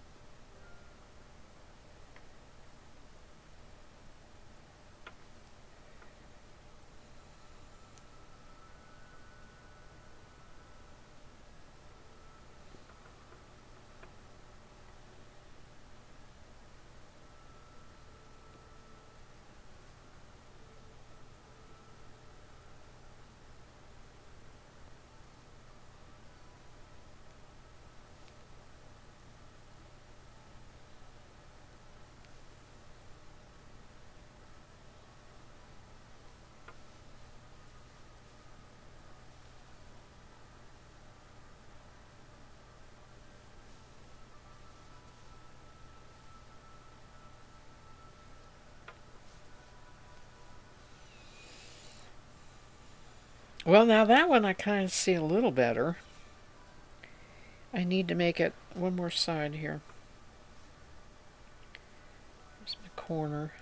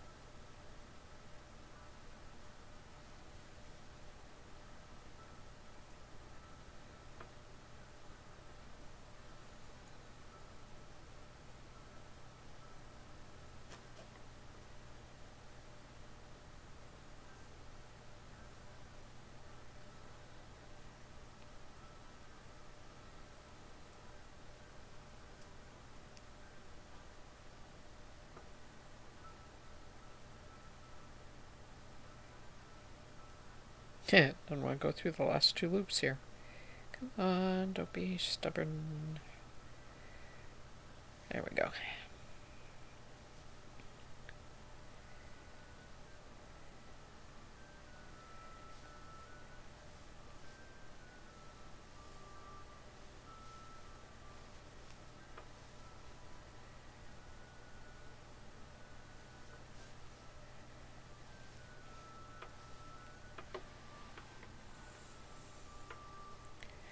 Alright, I've done all 4 sides. I got 4 little bobbles there. Sort of, that one didn't get put right. These 3 look pretty good. I should be at a corner, which means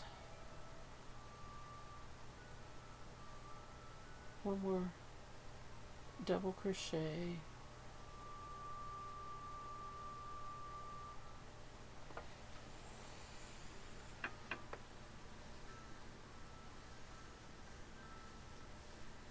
And then this last, it says the 6th row, plain double crochet, work 3 in corner, and miss the stitch made by the rosettes.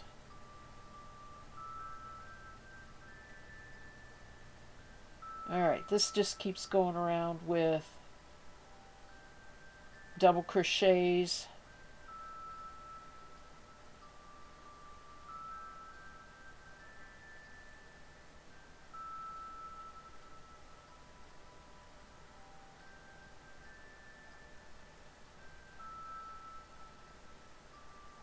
Okay.